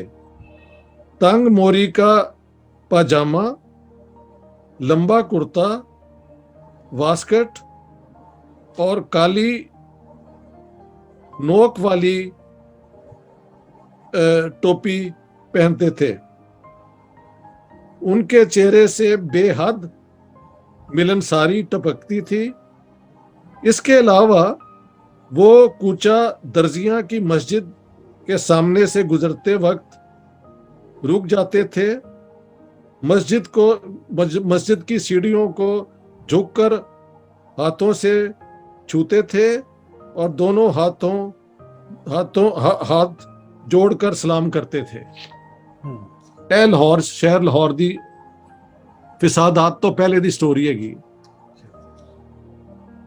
फिर ए वाली किताब जिहड़ी है सोना शहर लाहौर जी, ए लिखी है ताहिर लाहौरी ने। वो मेरी किताब है पेज 62 ते, इत्थे हैगी है पेज 233 ते, कि उस हुकूमत दा मतलब किस किस्म की हुकूमत सी। वो लिखते ने, मनोहर लाल फाइनेंस मिनिस्टर थे। उनका अकलौता बेटा था जो बैंक में मुलाजम थे, मगर कोई बड़ा ओहदा नहीं था। हालांकि फाइनेंस मिनिस्टर उसे किसी बड़े ओहदे पर भी फायज कर सकता था। सर छोटू राम वजीर बने तो उनकी जितनी जमीन थी, जब वजारत से अलग हुए तो जमीन उतनी ही थी। इस दौर में किरदार हर रहनुमा का मजबूत था। तो देखो ना, तुहाडे पाकिस्तान विच और पंजाब विच की नहीं होंदा करप्शन दे विच। तो ए बैठ के ते लोकां ते इल्जाम लाना, ये और एक धरती ते जे सारे मुख्तलिफ लोग रहंदे ने, उन्हां नूं ਨਾਲ ਲੈ ਕੇ ਤੁਰਨਾ ਇਨਸਾਨੀਅਤ ਹੈ ਕਿ ਉਹਨਾਂ ਨੂੰ ਤੋੜ ਕੇ ਔਰ ਫਿਰ ਤੁਰਨਾ? ਯੂ ਟੈਲ ਮੀ, ਤੁਹਾਡੀ ਇਨਸਾਨੀਅਤ ਕੀ ਹੈ? ਸਭ ਨੂੰ ਲਿਹਾਜ਼ਾ ਪੰਜਾਬ ਯੂਨੀਅਨਿਸਟ ਪਾਰਟੀ ਦਾ ਕਿਰਦਾਰ, ਮਿਨਿਸਟਰਾਂ ਦਾ ਕਿਰਦਾਰ, ਕੈਸੇ ਉਹਨਾਂ ਨੇ ਮੁਆਸ਼ਰਾ ਕਿਹਾ ਹੈਗਾ ਸੀ ਜਿਹਦੇ ਵਿੱਚ ਲੋਕ ਇੱਕ ਦੂਸਰੇ ਦੀ ਕਿੰਨੀ ਇੱਜ਼ਤ ਕਰਦੇ ਸਨ, ਉਹ ਸਾਰਾ ਮੈਂ ਆਪਣੀ ਪੰਜਾਬ ਵਾਲੀ ਕਿਤਾਬ ਦੀ ਬੈਕਗ੍ਰਾਉਂਡ ਜਦੋਂ ਦਿੱਤੀ ਹੈ ਨਾ, ਉਹਦੇ 'ਚ ਸਭ ਲਿਖਿਆ ਹੋਇਆ ਹੈ। ਹੁਣ ਹੈ ਕਿ ਸਰ ਸਿਕੰਦਰ ਦੀ ਡੈਥ ਹੋ ਜਾਂਦੀ ਹੈ ਔਰ ਉਹਦੇ ਬਾਅਦ ਪੰਜਾਬ ਯੂਨੀਅਨਿਸਟ ਪਾਰਟੀ ਝਗੜਾ ਬਣਦਾ ਹੈ, ਹੂ ਵਿਲ ਸਕਸੀਡ ਸਰ ਸਿਕੰਦਰ। ਕਈ ਧੜੇ ਬਣ ਜਾਂਦੇ ਨੇ। ਜਿਹੜਾ ਧੜਾ ਇੱਕ ਤੇ ਹੈ ਉਹਨਾਂ ਦਾ ਪੁੱਤਰ ਸਰਦਾਰ ਸ਼ੌਕਤ-ਏ-ਆਤ, ਉਹਦਾ ਧੜਾ ਹੈ। ਇੱਕ ਨਵਾਬ ਮਮਦੋਟ, ਉਹਨਾਂ ਦਾ ਧੜਾ। ਲੇਕਿਨ ਜਿਹੜਾ ਧੜਾ ਕਾਮਯਾਬ ਹੋਇਆ ਉਹ ਮਲਿਕ ਸਰ ਖਿਜ਼ਰ ਹਯਾਤ ਖਾਨ ਟਿਵਾਣਾ, ਸਰ ਖਿਜ਼ਰ ਟਿਵਾਣਾ ਦਾ ਕਾਮਯਾਬ ਹੋਇਆ। ਖਿਜ਼ਰ ਟਿਵਾਣਾ ਮੈਂ ਸਮਝਣਾ ਬਿਲਕੁਲ ਪੋਲੀਟੀਸ਼ੀਅਨ ਨਹੀਂ ਸਨ, ਉਹ ਇੱਕ ਇੰਤਹਾਈ ਸੁਥਰੇ ਪੰਜਾਬੀ ਲੈਂਡਲॉर्ड ਜ਼ਰੂਰ ਸਨ, ਬਹੁਤ ਵੱਡੇ, ਵਨ ਆਫ ਦ ਬਿਗੇਸਟ, ਲੇਕਿਨ ਇੰਤਹਾਈ ਸ਼ਰੀਫ ਆਦਮੀ। ਔਰ ਲੇਕਿਨ ਕਿਉਂਕਿ ਮੁਸਲਿਮ ਲੀਗ ਨੂੰ ਹੁਣ ਅੰਗਰੇਜ਼ ਪ੍ਰਮੋਟ ਕਰ ਰਹੇ ਸਨ ਸਾਰੇ ਹਿੰਦੁਸਤਾਨ ਵਿੱਚ, ਤੇ ਪੰਜਾਬ ਵਿੱਚ ਵੀ ਉਹਦੇ ਬ੍ਰੇਕ ਥਰੂ ਲਈ ਇਹਨਾਂ ਨੂੰ ਉਹਨਾਂ ਨੇ ਓਪਨ ਹੈਂਡ ਦੇ ਦਿੱਤਾ ਸੀ। ਔਰ ਜਿਨ੍ਹਾਂ ਸਾਹਿਬ ਨੇ ਕਹਿਣਾ ਸ਼ੁਰੂ ਕਰਤਾ ਕਿ ਜਿਹੜਾ ਮੈਂ ਪੈਕਟ ਕੀਤਾ ਸੀ ਨਾ ਸਿਕੰਦਰ ਦੇ ਨਾਲ, ਉਹਦੇ ਬਾਅਦ ਪੰਜਾਬ ਯੂਨੀਅਨਿਸਟ ਪਾਰਟੀ ਪੰਜਾਬ ਵਿੱਚ ਖਤਮ ਹੋ ਗਈ ਹੈ, ਇਹ ਸਾਰੇ ਮੁਸਲਿਮ ਲੀਗੀ ਨੇ, which is not true. Packet ਵਿੱਚ ਤੇ ਇਹ ਸੀ ਕਿ ਮੁਸਲਿਮ ਲੀਗ, ਮੁਸਲਿਮ ਮਿਨਿਸਟਰ ਜਿਹੜੇ ਨੇ ਪੰਜਾਬ ਯੂਨੀਅਨਿਸਟ ਪਾਰਟੀ ਦੇ, ਉਹ ਮੁਸਲਿਮ ਲੀਗ ਦੇ ਮੈਂਬਰ ਤੇ ਹੋਣਗੇ, ਸਿਰਫ ਇਸ ਲਈ ਤਾਂ ਕਿ Muslim League all India level ਤੇ ਕਾਂਗਰਸ ਔਰ ਹਕੂਮਤ ਦੇ ਨਾਲ ਜਿਹੜੀ ਨੈਗੋਸ਼ੀਏਸ਼ਨਸ ਹੈ ਉਹ ਕਰ ਸਕੇ। ਲੇਕਿਨ ਇਹ ਵੀ ਫੈਸਲਾ ਸੀ ਕਿ ਪੰਜਾਬ ਵਿੱਚ ਉਹ ਆਪਣੇ ਤਰੀਕੇ ਨਾਲ ਕਰਨਗੇ। ਬਟ ਨਾਓ ਜਿਨ੍ਹਾਂ ਨੋਇੰਗ ਕਿ that the British are supporting him, ਉਹਨਾਂ ਨੇ ਕਿਹਾ ਜੀ ਇਹ ਤੇ ਪ੍ਰੈਕਟਿਸ ਹੀ ਕੋਈ ਨਹੀਂ ਕੀਤਾ, ਔਰ ਉਹਨਾਂ ਨੇ ਕਿਹਾ ਕਿ ਤੂੰ ਰਿਜ਼ਾਈਨ ਕਰ ਟਿਵਾਣੇ ਨੂੰ। He refused. Khizar Hayat Tiwana was a genuine Punjabi, big landlord, but ਇੰਤਹਾਈ ਸ਼ਰੀਫ ਆਦਮੀ। ਉਹਨਾਂ ਦਾ ਵੀ ਦੌਰ ਹਕੂਮਤ ਬਿਲਕੁਲ ਕਲੀਨ ਔਰ ਨੀਟ ਹੈਗਾ, ਕੋਈ ਵੀ ਜਾ ਕੇ ਚੈੱਕ ਕਰ ਲੈ। ਹਾਂਜੀ, ਇੱਕ ਹੋਰ ਗੱਲ ਦੱਸਦੇ ਹਾਂ ਜਿਹੜੀ ਮੈਂ ਭੁੱਲ ਗਿਆ। ਸਰ ਫਜ਼ਲੇ ਹੁਸੈਨ ਨੇ ਪੰਜਾਬ ਦੇ ਵਿੱਚ ਹਰ 10 ਮੀਲ ਦੇ ਬਾਅਦ ਇੱਕ ਡਿਸਪੈਂਸਰੀ ਖੋਲੀ ਹੋਈ ਸੀ ਜਿਹਦੇ ਵਿੱਚ ਲੋਕਾਂ ਦਾ ਇਲਾਜ ਹੁੰਦਾ ਸੀ। ਇਹ ਇੱਕ ਉਹਨਾਂ ਦਾ ਹੋਰ ਕਰਮ ਹੈ ਪੰਜਾਬੀਆਂ ਤੇ, ਸਭ ਦੇ ਲਈ ਸੀ ਉਹ। ਦਿਸ ਇਜ਼ ਵੇ ਬੈਕ ਇਨ 1923-24, ਉਦੋਂ ਦੀ ਗੱਲ ਕਰ ਰਿਹਾ ਮੈਂ। So if you look at the contribution of the Punjab Unionist Party, amazing, ਔਰ ਪੰਜਾਬ ਦੀ ਉਹਨਾਂ ਨੇ ਬਹੁਤ ਖਿਦਮਤ ਕੀਤੀ, ਅਮਨ ਰੱਖਿਆ, ਪਿਆਰ ਮੁਹੱਬਤ ਦੀ ਬੁਨਿਆਦ ਤੇ। ਲੇਕਿਨ ਦੁਨੀਆ ਗਈ ਸੀ ਬਦਲ, ਸੈਕੰਡ ਵਰਲਡ ਵਾਰ ਹੋ ਰਿਹਾ ਸੀ, ਕਾਂਗਰਸ ਜਿਸ ਮੋਡ ਵਿੱਚ ਆ ਗਈ ਸੀ ਉਹ ਅੰਗਰੇਜ਼ਾਂ ਦੇ ਖਿਲਾਫ ਲੜਾਈ ਦੇ ਮੋਡ ਵਿੱਚ ਸੀ। ਕੁਇਟ ਇੰਡੀਆ ਮੂਵਮੈਂਟ ਸ਼ੁਰੂ ਕੀਤੀ ਤੇ ਉਹ ਸਾਰੇ ਜੇਲ੍ਹ ਵਿੱਚ ਪਾਤੇ ਉਹਨਾਂ ਨੇ। ਪੰਜਾਬ ਦੇ ਵੀ ਲੀਡਰ ਤੇ ਸਾਰੇ ਹਿੰਦੁਸਤਾਨ ਦੇ, ਗਾਂਧੀ, ਨਹਿਰੂ, ਪਟੇਲ, ਮੌਲਾਨਾ ਅਬੁਲ ਕਲਾਮ ਆਜ਼ਾਦ, ਤੁਸੀਂ ਨਾ ਲਵੋ, ਸਾਰੇ ਜੇਲ੍ਹ ਵਿੱਚ ਰਹੇ। ਅਗਸਤ 8 ਤੋਂ ਲੈ ਕੇ ਅੰਟਿਲ ਜੂਨ 1945। ਜੂਨ 1945 ਵਿੱਚ ਜਦੋਂ ਸ਼ਿਮਲਾ ਕਾਨਫਰੰਸ ਕਰਾਈ ਆਪਣਾ ਵਾਇਸਰਾਏ ਲਾਰਡ ਵੇਵਲ ਨੇ, ਤੇ ਉੱਥੇ ਹੁਣ ਕਾਂਗਰਸ ਔਰ ਸਾਰੀ ਪਾਰਟੀਆਂ ਨੂੰ ਇਨਵਾਈਟਡ ਸਨ, ਐਵਰੀ ਪਾਰਟੀ ਐਕਸੈਪਟ ਹਿੰਦੂ ਮਹਾਸਭਾ। ਹਿੰਦੂ ਮਹਾਸਭਾ ਨੂੰ ਇਸ ਵਾਸਤੇ ਨਹੀਂ ਕੀਤਾ ਕਿਉਂਕਿ ਉਹ ਜਰਮਨਸ ਦੇ ਹੱਕ ਵਿੱਚ ਕੋਈ ਬਿਆਨ ਦਿੰਦੇ ਪਏ ਸਨ, ਇਸ ਵਾਸਤੇ, ਦੈਟਸ ਦ ਓਨਲੀ ਰੀਜ਼ਨ।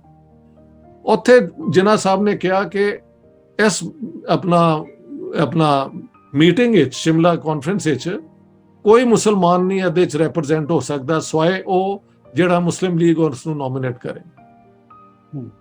ਹਾਲਾਂਕਿ ਇਲੈਕਟਿਡ ਮਿਨਿਸਟਰ ਸਨ ਆਪਣਾ ਪੰਜਾਬ ਦੇ ਸਰ ਖਿਜ਼ਰ ਟਿਵਾਣਾ, ਹੀ ਵਾਸ ਦੈਨ ਹੈਡਿੰਗ ਅ ਮਿਨਿਸਟਰੀ, ਹਕੂਮਤ ਬਣੀ ਸੀ ਜਿਹੜੀ ਉਹ ਹੈਡ ਕਰ ਰਹੇ ਸਨ 1942 ਦੇ ਬਾਅਦ। ਹਾਂਜੀ, ਔਰ ਨਾਰਥ ਵੈਸਟ ਫਰੰਟੀਅਰ ਦੇ ਵਿੱਚ ਜਿਹੜੀ ਹਕੂਮਤ ਸੀ ਉਹ ਖੁਦਾਈ ਖਿਦਮਤਗਾਰ ਦੀ ਸੀ, ਉਹਦੇ ਵੀ ਮੁਸਲਮਾਨ ਸਨ। ਹੀ ਸੈਡ ਕਿ ਨੋ ਦੇ ਕਾਂਟ, ਹਾਲਾਂਕਿ ਨੋਮੀਨੇਟ ਉਹਨਾਂ ਨੇ ਕੀਤਾ ਕਿ ਵੀ ਚਲੋ ਮੁਸਲਮਾਨਾਂ ਨਾਲੋਂ ਇੱਕ ਤੇ ਤੁਸੀਂ ਇਲੈਕਟਿਡ ਬੰਦੇ ਨੂੰ ਆਣ ਦਿਓ, Khizr Tiwana ਨੂੰ, but Jinnah refused. So he was in a mode now not to go for any compromise. ਇਹ ਮੈਂ ਕਹਿਣਾ ਚਾਹੁੰਦਾ। ਚਲੋ ਹੁਣ ਹੋਇਆ ਕਿ 1945 ਦੇ ਬਾਅਦ ਉਹਨਾਂ ਨੇ ਇਲੈਕਸ਼ਨ, ਇਹ ਸ਼ਿਮਲਾ ਕਾਨਫਰੰਸ ਦੇ ਬਾਅਦ ਹੋਇਆ, ਇਲੈਕਸ਼ਨ ਅਨਾਉਂਸ ਹੋਏ। ਇਲੈਕਸ਼ਨ ਕੈਂਪੇਨ ਸ਼ੁਰੂ ਹੁੰਦੀ ਹੈ ਅਗਸਤ 1945 ਵਿੱਚ, ਔਰ ਫਰਵਰੀ 46 ਤੱਕ ਉਹ ਕੈਂਪੇਨ ਚੱਲਦੀ ਹੈ। ਅਹਿਮਦ ਰਜ਼ਾ ਪੰਜਾਬੀ ਸਾਹਿਬ, ਤੁਸੀਂ ਤੁਹਾਡੇ ਕੋਲ ਮੇਰੀ ਆਪਣਾ ਉਹ ਅੰਗਰੇਜ਼ੀ ਵਾਲੀ ਵੀ ਕਿਤਾਬ ਹੈ, ਉਰਦੂ ਵਾਲਾ ਵੀ ਤਰਜਮਾ ਦੇਖ ਲਓ। ਪੂਰਾ ਮੈਂ ਭਰ ਛੱਡਿਆ ਕਿ ਪੰਜਾਬ ਦੇ ਗਵਰਨਰ ਕੀ ਲਿਖ ਰਹੇ ਸਨ। ਉਹ ਕਹਿੰਦੇ ਸਨ ਕਿ ਇਹ ਜਿਹੜੀ ਮੁਸਲਿਮ ਲੀਗ ਦੀ ਕੈਂਪੇਨ ਹੈ ਨਾ ਪੰਜਾਬ ਵਿੱਚ, ਇਹ ਕਮਿਊਨਲਿਜ਼ਮ ਪ੍ਰਮੋਟ ਕਰ ਰਹੀ ਹੈ, ਹਿੰਦੂਆਂ ਔਰ ਸਿੱਖਾਂ ਦੇ ਖਿਲਾਫ ਇਹਨਾਂ ਦਾ ਕੈਂਪੇਨ ਹੈ ਕਿ ਰਿਆਸਤ ਮਦੀਨਾ ਕੇ ਸਿੰਬਲਸ, ਔਰ ਸਾਰੀ ਗੱਲਾਂ ਜਿਹੜੀ ਇਮਰਾਨ ਖਾਨ ਅੱਜ ਕਰ ਰਿਹਾ ਹੈ ਔਰ ਇਹ ਸਾਰੇ ਪੋਲੀਟੀਸ਼ੀਅਨ ਕਰਦੇ ਰਹੇ ਨੇ, ਇਹ ਉਦੋਂ ਹੋਣੀ ਸ਼ੁਰੂ ਹੋ ਗਈਆਂ ਸਨ। ਹੁਣ ਕਹਿੰਦੇ ਨੇ ਜੀ ਕੁਝ ਲੋਕ ਜਿਨ੍ਹਾਂ ਸਾਹਮਣੇ ਤੇ ਇਜਾਜ਼ਤ ਨਹੀਂ ਸੀ ਦਿੱਤੀ, very strange, he could have stopped it ਕਿ ਮਤ ਕਰੋ। The main thing is, did he stop? No, he let them do it. ਕਿਉਂਕਿ ਆਪਣਾ ਹੱਥ ਨਹੀਂ ਸਨ ਉਹ he was very clever never to have his own hands involved. ਇਹ ਵੀ ਜਿਨ੍ਹਾਂ ਦਾ ਇੱਕ ਬੜਾ ਵੱਡਾ ਪੋਲੀਟੀਕਲ ਸਕੇਲ ਹੈ, ਖੁਦ ਬਿਆਨ ਮੁਨਾਸਿਬ ਦਿੰਦੇ ਜਾਣਾ, ਆਪਣੇ ਗਰਾਊਂਡ ਲੈਵਲ ਤੇ ਕਹਿਣਾ ਕਿ ਜੋ ਮਰਜ਼ੀ ਕਰੀ ਜਾਓ। ਤੇ ਇਹਨਾਂ ਨੇ ਇਲੈਕਸ਼ਨ ਕੈਂਪੇਨ ਦੇ ਵਿੱਚ ਕੀ ਨਹੀਂ ਕੀਤਾ। ਤੁਹਾਨੂੰ ਮੈਂ ਦੱਸਾਂ, ਇੱਕ ਰਾਜਾ ਸੀ ਮਹਿਦੀ ਅਲੀ ਖਾਨ, ਜੇਲਮ ਦਾ ਕੈਂਡੀਡੇਟ, ਉਹਦੇ ਇਸ਼ਤਿਹਾਰ ਬਣੇ ਸਨ ਕਿ ਇੱਕ ਪਾਸੇ ਕਹਿੰਦੇ ਸਨ ਮੁਸਲਮਾਨਾਂ ਨੂੰ ਵੋਟ ਦਿਓਗੇ ਤੇ ਤੁਸੀਂ ਰਸੂਲ ਅੱਲਾ ਨੂੰ ਵੋਟ ਦੇ ਰਹੇ ਹੋ, ਦੂਸਰੇ ਪਾਸੇ ਤੁਸੀਂ ਵੋਟ ਦਿਓਗੇ ਤੇ ਤੁਸੀਂ ਬਲਦੇਵ ਸਿੰਘ ਜਿਹੜਾ ਸਿੱਖਾਂ ਦਾ ਲੀਡਰ ਸੀ ਔਰ ਇਹਨੂੰ ਆਪਣਾ ਖਿਜ਼ਰ ਟਿਵਾਣਾ ਨੂੰ ਦੇ ਰਹੇ ਹੋ। ਯਾਨੀ ਇਸਲਾਮ ਤੋਂ ਖਾਰਿਜ ਕਰਕੇ, ਮਤਲਬ ਇਸਲਾਮ ਵਰਸਸ ਨਾਨ ਇਸਲਾਮ ਦਾ ਝਗੜਾ। ਅੱਗੇ ਇਹਨਾਂ ਨੇ ਹੋਰ ਵੀ ਪੂਰੇ ਪੋਸਟਰ ਵਿੱਚ ਬਹੁਤ ਹੋਰ ਗੱਲਾਂ ਨੇ। ਇਹ ਵੀ ਕਿਹਾ ਗਿਆ ਕਿ ਜਿਹੜਾ ਮੁਸਲਮਾਨ ਮੁਸਲਿਮ ਲੀਗ ਨੂੰ ਵੋਟ ਨਹੀਂ ਦੇਗਾ ਉਹਦਾ ਨਿਕਾਹ ਕੈਂਸਲ ਹੋ ਜਾਏਗਾ। ਨਿਕਾਹ ਕੀ ਕਹਿੰਦੇ ਨੇ ਯਾਰ ਜੀ, ਹੋ ਜਾਏਗਾ, ਨਿਕਾਹ ਟੁੱਟ ਜਾਏਗਾ ਔਰ ਜੇ ਉਹ ਕੋਈ ਮਰ ਜਾਏ ਤੇ ਉਹਦਾ ਅਸੀਂ ਜਨਾਜ਼ਾ ਵੀ ਨਹੀਂ ਪੜਾਵਾਂਗੇ। ਇਸ ਤਰ੍ਹਾਂ ਤੇ ਇਹਨਾਂ ਨੇ ਮੁਸਲਮਾਨਾਂ ਨੂੰ ਆਪਣੇ ਨਾਲ ਮਿਲਾਇਆ। ਐਨੀ ਹਾਊ ਸੇਮ ਅੱਜ ਦੀ ਸਿਚੁਏਸ਼ਨ ਹੈ। ਬਹੁਤ ਅੱਛੀ ਤਰ੍ਹਾਂ ਲੋਕ ਸਮਝ ਜਾਣਗੇ ਕਿ ਤੁਸੀਂ ਸ਼ਿਰਕ ਕਰ ਰਹੇ ਹੋ। ਤੁਹਾਡੇ ਬੱਚਿਆਂ ਨਾਲ ਕੋਈ ਸ਼ਾਦੀਆਂ ਨਹੀਂ ਕਰੇਗਾ, ਤੁਸੀਂ ਜਿੱਥੇ ਜਾਓਗੇ ਲੋਕ ਤੁਹਾਨੂੰ ਛਿੱਤਰ ਮਾਰਨਗੇ। ਉਹੀ ਗੱਲਾਂ ਨੇ ਜਿਹੜੀ ਹੁਣ ਵੀ ਹੋ ਰਹੀਆਂ ਨੇ। ਲਿਹਾਜ਼ਾ ਹੋਇਆ ਕਿ ਇਲੈਕਸ਼ਨ ਜਿੱਤ ਗਏ। 37 ਵਿੱਚ ਇਹਨਾਂ ਨੂੰ 2 ਸੀਟਾਂ ਮਿਲੀਆਂ ਸਨ, ਜਿਹੜੀ ਇੱਕ ਹੋ ਗਈ। ਹੁਣ 84 ਸੀਟ ਸਨ ਮੁਸਲਮਾਨਾਂ ਦੀ ਜਾਂ 85। ਉਹਦੇ ਵਿੱਚੋਂ ਇਹਨਾਂ ਨੂੰ 73 ਜਾਂ 75 depends on how you calculate ਮਿਲੀਆਂ। ਤੇ ਪੰਜਾਬ ਗਵਰਨਰ ਨੇ ਕਿਹਾ ਕਿ ਠੀਕ ਹੈ, ਤੁਸੀਂ ਸਭ ਤੋਂ ਵੱਡੀ ਪਾਰਟੀ ਹੈਗੀ ਹੋ ਅਸੈਂਬਲੀ 'ਚ, but you don't have a majority, ਆਪਣੇ ਨਾਲ ਲੋਕ ਲੈ ਕੇ ਆਓ। ਮਮਡੋਟ ਨੂੰ ਕਿਹਾ ਕਿ ਤੁਸੀਂ ਮਿਨਿਸਟਰੀ ਪਹਿਲੇ ਬਣਾਉਣ ਦੀ ਕੋਸ਼ਿਸ਼ ਕਰੋ। ਹੀ ਫੇਲਡ ਕਿਉਂਕਿ ਉਹਦੇ ਨਾਲ ਕੋਈ ਨਹੀਂ ਆਇਆ। ਕਾਂਗਰਸ ਨੇ ਉਹਦੇ ਬਾਅਦ ਫਿਰ ਉਹਨਾਂ ਨੇ ਕਿਹਾ ਕਿ ਵੀ ਹੂ ਐਲਸ। ਕਾਂਗਰਸ ਦੇ 50 ਸੀਟਾਂ ਸਨ, 23 ਸੀਟਾਂ ਸਿੱਖਾਂ ਕੋਲ ਸਨ ਔਰ 18 ਤੋਂ ਲੈ ਕੇ 14 ਸੀਟਾਂ 4 ਬੰਦੇ ਮੁਸਲਿਮ ਲੀਗ ਵਿੱਚ ਮਿਲ ਗਏ ਸਨ, ਇਹਨਾਂ ਕੋਲ ਸਨ ਪੰਜਾਬ ਯੂਨਿਸਟ ਪਾਰਟੀ ਕੋਲ। ਔਰ ਉਹਨਾਂ ਨੇ ਨਾਲ ਮਿਲਾ ਲਏ ਸ਼ਡਿਊਲ ਕਾਸਟ ਔਰ ਕ੍ਰਿਸਚੀਅਨਸ, ਔਰ ਪਤਾ ਨਹੀਂ ਉਹ ਇਹਨਾਂ ਨਾਲ ਮਿਲੇ ਨੇ, I don't know, but they created a majority ਔਰ ਹਕੂਮਤ ਬਣ ਗਈ, coalition government. Punjab Unionist Party ਜਿਹੜੀ ਕਿ ਜ਼ਿਆਦਾਤਰ ਸੀਟਾਂ ਹਾਰ ਚੁੱਕੀ ਸੀ, ਔਰ ਕਾਂਗਰਸ ਔਰ ਸਿੱਖਾਂ ਦੀ, ਉਹਦੇ ਖਿਲਾਫ ਫਿਰ ਇਹਨਾਂ ਨੇ ਜਨਵਰੀ 1947 ਵਿੱਚ ਡਾਇਰੈਕਟ ਐਕਸ਼ਨ ਸ਼ੁਰੂ ਕਰਤਾ। ਪਹਿਲੇ ਡਾਇਰੈਕਟ ਐਕਸ਼ਨ ਕਲਕੱਤੇ ਕੀਤਾ ਸੀ ਤੇ ਕਈ ਹਜ਼ਾਰ ਲੋਕ ਮਾਰੇ ਗਏ ਸਨ। ਇਹ ਡਾਇਰੈਕਟ ਐਕਸ਼ਨ ਜਿਹੜਾ ਹੈ ਇੰਨਾ ਖੂਨੀ ਨਹੀਂ ਹੋਇਆ, ਇਹ ਗੱਲ ਸਹੀ ਹੈ। ਲੇਕਿਨ ਜਿਸ ਤਰ੍ਹਾਂ ਇਹ ਹੁੰਦਾ ਗਿਆ ਤੇ ਉਹਦੇ 'ਚ ਵਾਇਲੈਂਸ ਵੀ ਆਉਂਦੀ ਗਈ। ਮੈਂ ਉਹਦੇ ਕਈ ਐਗਜ਼ਾਮਪਲ ਦਿੱਤੇ ਨੇ। 24 ਫਰਵਰੀ 1947 ਉਸੇ ਦਿਨ ਜਦੋਂ ਮੈਂ ਲਾਹੌਰ ਪੈਦਾ ਹੋਇਆ ਸਾਂ, ਅੰਮ੍ਰਿਤਸਰ ਦੇ ਵਿੱਚ ਸਿਵਲ ਲਾਈਨਸ ਦੇ ਕੋਲ ਇੱਕ ਆਫ ਡਿਊਟੀ ਸਿੱਖ ਕਾਂਸਟੇਬਲ ਖਲੋਤਾ ਸੀ। ਇਹ ਮੁਸਲਿਮ ਲੀਗੀਆਂ ਦਾ ਜਲੂਸ ਆਇਆ, ਇਹਨੇ ਉਹਨਾਂ ਨੂੰ ਫੜ ਕੇ ਤੇ ਉੱਥੇ ਮਾਰ ਛੱਡਿਆ ਬੁਰੀ ਤਰ੍ਹਾਂ। ਉਦੋਂ ਮਾਸਟਰ ਤਾਰਾ ਸਿੰਘ ਨੇ ਕਿਹਾ ਸੀ ਕਿ ਮੁਸਲਿਮ ਲੀਗ ਦੀ ਮੂਵਮੈਂਟ ਕੋਈ ਪੋਲੀਟੀਕਲ ਨਹੀਂ ਹੈਗੀ ਹਕੂਮਤ ਦੇ ਖਿਲਾਫ, ਇਹ ਕਮਿਊਨਲ ਮੂਵਮੈਂਟ ਹੈ। ਉਹਦੇ ਬਾਅਦ ਫਿਰ 3 ਮਾਰਚ ਨੂੰ 2 ਮਾਰਚ ਨੂੰ ਫਿਰ ਅਖੀਰ 26 ਨੂੰ ਇਹ ਖਤਮ ਹੋ ਗਿਆ ਸੀ। ਹੋਇਆ ਕਿ 20 ਫਰਵਰੀ 1947 ਨੂੰ ਬ੍ਰਿਟਿਸ਼ ਪ੍ਰਾਈਮ ਮਿਨਿਸਟਰ ਐਟਲੀ ਨੇ ਕਿਹਾ ਕਿ ਬਾਈ ਜੂਨ 48 ਅਸੀਂ ਟ੍ਰਾਂਸਫਰ ਕਰ ਰਹੇ ਹਾਂ ਇੰਡੀਅਨਸ ਨੂੰ ਪਾਵਰ, ਯੂਨਾਈਟਿਡ ਵਿੱਚ ਜਾਂ ਡਿਵਾਈਡਡ ਵਿੱਚ। ਜਦੋਂ ਖਿਜ਼ਰ ਟਿਵਾਨਾ ਨੂੰ ਇਹ ਪਤਾ ਲੱਗਾ ਤੇ ਆਫ ਕੋਰਸ ਲਾਇਲਿਸਟਾਂ ਲਈ ਤੇ this was the end, the future of India would not be decided by the loyalist। ਪਹਿਲੇ ਹੀ ਉਹਨਾਂ ਨੇ ਅੰਗਰੇਜ਼ਾਂ ਨੇ ਇਹਨਾਂ ਨੂੰ ਕੋਈ ਜ਼ਿਆਦਾ ਸਪੋਰਟ ਨਹੀਂ ਸਨ ਕਰ ਰਹੇ। It will be a tussle between Muslim League and Congress. Sikandar ਦੇ ਖਿਲਾਫ ਇਸ ਦੌਰਾਨ ਇਹਨਾਂ ਨੇ ਜਿਹੜੇ ਨਾਅਰੇ ਮਲਾਏ ਨੇ ਸੁਣਾ ਦਿਆਂ ਤੁਹਾਨੂੰ ਜੀ, 2-4 ਅਨਾਇਤ ਕੀਤੇ। ਖਿਜ਼ਰ ਕੁੱਤਾ ਹਾਏ ਖਾਏ, ਖਿਜ਼ਰ ਦੱਲਾ ਆਪਣੀ ਮਾਂ ਨਾਲ ਸੁੱਤਾ, ਔਰ ਪਤਾ ਨਹੀਂ ਹੋਰ ਕੀ। ਔਰ ਗੁਜਰਾਤ ਤੋਂ ਇੱਕ ਹੋਰ ਇਸ ਕਿਸਮ ਦਾ ਲਿਆ ਹੈ, ਚਲੋ ਵੀ ਚਲੋ ਇੱਕ ਚੀਜ਼ ਮਿਲੇਗੀ, ਕਿਆ ਬਈ ਕਿਆ, ਖਿਜ਼ਰ ਕੀ ਬੇਟੀ ਵਾਹ ਬਈ ਵਾਹ। ਇਹਨਾਂ ਨੇ ਇਹ ਨਾਰੇ ਹਰ ਜਗ੍ਹਾ ਲਾਏ ਨੇ, ਨਾਲ ਨਾਰੇ ਲਾਉਂਦੇ ਗਏ ਕਿ ਪਾਕਿਸਤਾਨ ਦਾ ਨਾਰਾ ਕਿਆ, ਲਾ ਇਲਾਹਾ ਇल्लल्लाह। ਇਹ ਉਦੋਂ ਲੱਗਾ। I have given massive evidence. ਮੇਰੇ ਆਪਣੇ ਕਜ਼ਨ ਸਨ ਮੀਆਂ ਮਕਸੂਦ ਅਹਿਮਦ, ਉਹ ਵੀ ਲਾਉਂਦੇ ਫਿਰਦੇ ਸਨ। ਹੀ ਵਾਸ ਅ ਸਟੂਡੈਂਟ ਔਰ ਮੁਸਲਿਮ ਸਟੂਡੈਂਟ ਫੈਡਰੇਸ਼ਨ ਦੇ ਮੈਂਬਰ ਸਨ। ਇਹ ਕਹਿੰਦੇ ਨੇ ਜੀ ਇਹ ਤਾਂ ਨਾਰਾ ਬਾਅਦ ਚ ਘੜਿਆ ਗਿਆ। ਬਾਅਦ ਹੀ ਜਿਹੜਾ ਨਾਰਾ ਆਇਆ ਹੈ ਉਹ ਹੈਗਾ ਪਾਕਿਸਤਾਨ ਦਾ ਮਤਲਬ ਕਿਆ। ਉਦੋਂ ਸੀ ਪਾਕਿਸਤਾਨ ਦਾ ਨਾਰਾ ਕਿਆ। ਠੀਕ 70s ਵਿੱਚ ਇਹਨੂੰ ਜ਼ਰਾ ਬਦਲ ਕੇ ਉਹ ਲਿਆਏ ਨੇ। But this is the truth. ਇਹਨਾਂ ਨੇ ਇਸਲਾਮ ਨੂੰ ਐਜ਼ ਅ ਕਾਰਡ ਇਸਤੇਮਾਲ ਕਰਕੇ ਮੁਸਲਮਾਨਾਂ ਨੂੰ ਡਰਾ ਕੇ, ਧਮਕਾ ਕੇ, ਬਲੈਕਮੇਲ ਕਰਕੇ ਤੇ ਇਲੈਕਸ਼ਨ ਜਿੱਤਿਆ। ਉਹਦੇ ਬਾਅਦ ਇਹਨਾਂ ਨੇ ਇਹ ਮੂਵਮੈਂਟ ਚਲਾਤੀ ਕਿਉਂਕਿ ਅਸੀਂ ਹਕੂਮਤ ਨਹੀਂ ਮੰਨਦੇ। 2 ਮਾਰਚ 1947 ਨੂੰ Khizr ਟਿਵਾਨਾ then resigned and that's the end of the Congress party, Punjab Unionist Party. ਉਹਦੇ ਬਾਅਦ ਤੇ ਤੁਹਾਨੂੰ ਮੈਂ ਪੂਰਾ ਦੱਸ ਚੁੱਕਿਆ ਹੋਇਆ ਕਿ ਪਾਰਟੀਸ਼ਨ ਕਿਸ ਤਰ੍ਹਾਂ ਹੋਈ। ਮੇਰੇ ਹਾਲੇ ਇੱਥੇ ਗੱਲ ਖਤਮ ਹੋ ਜਾਂਦੀ ਹੈ।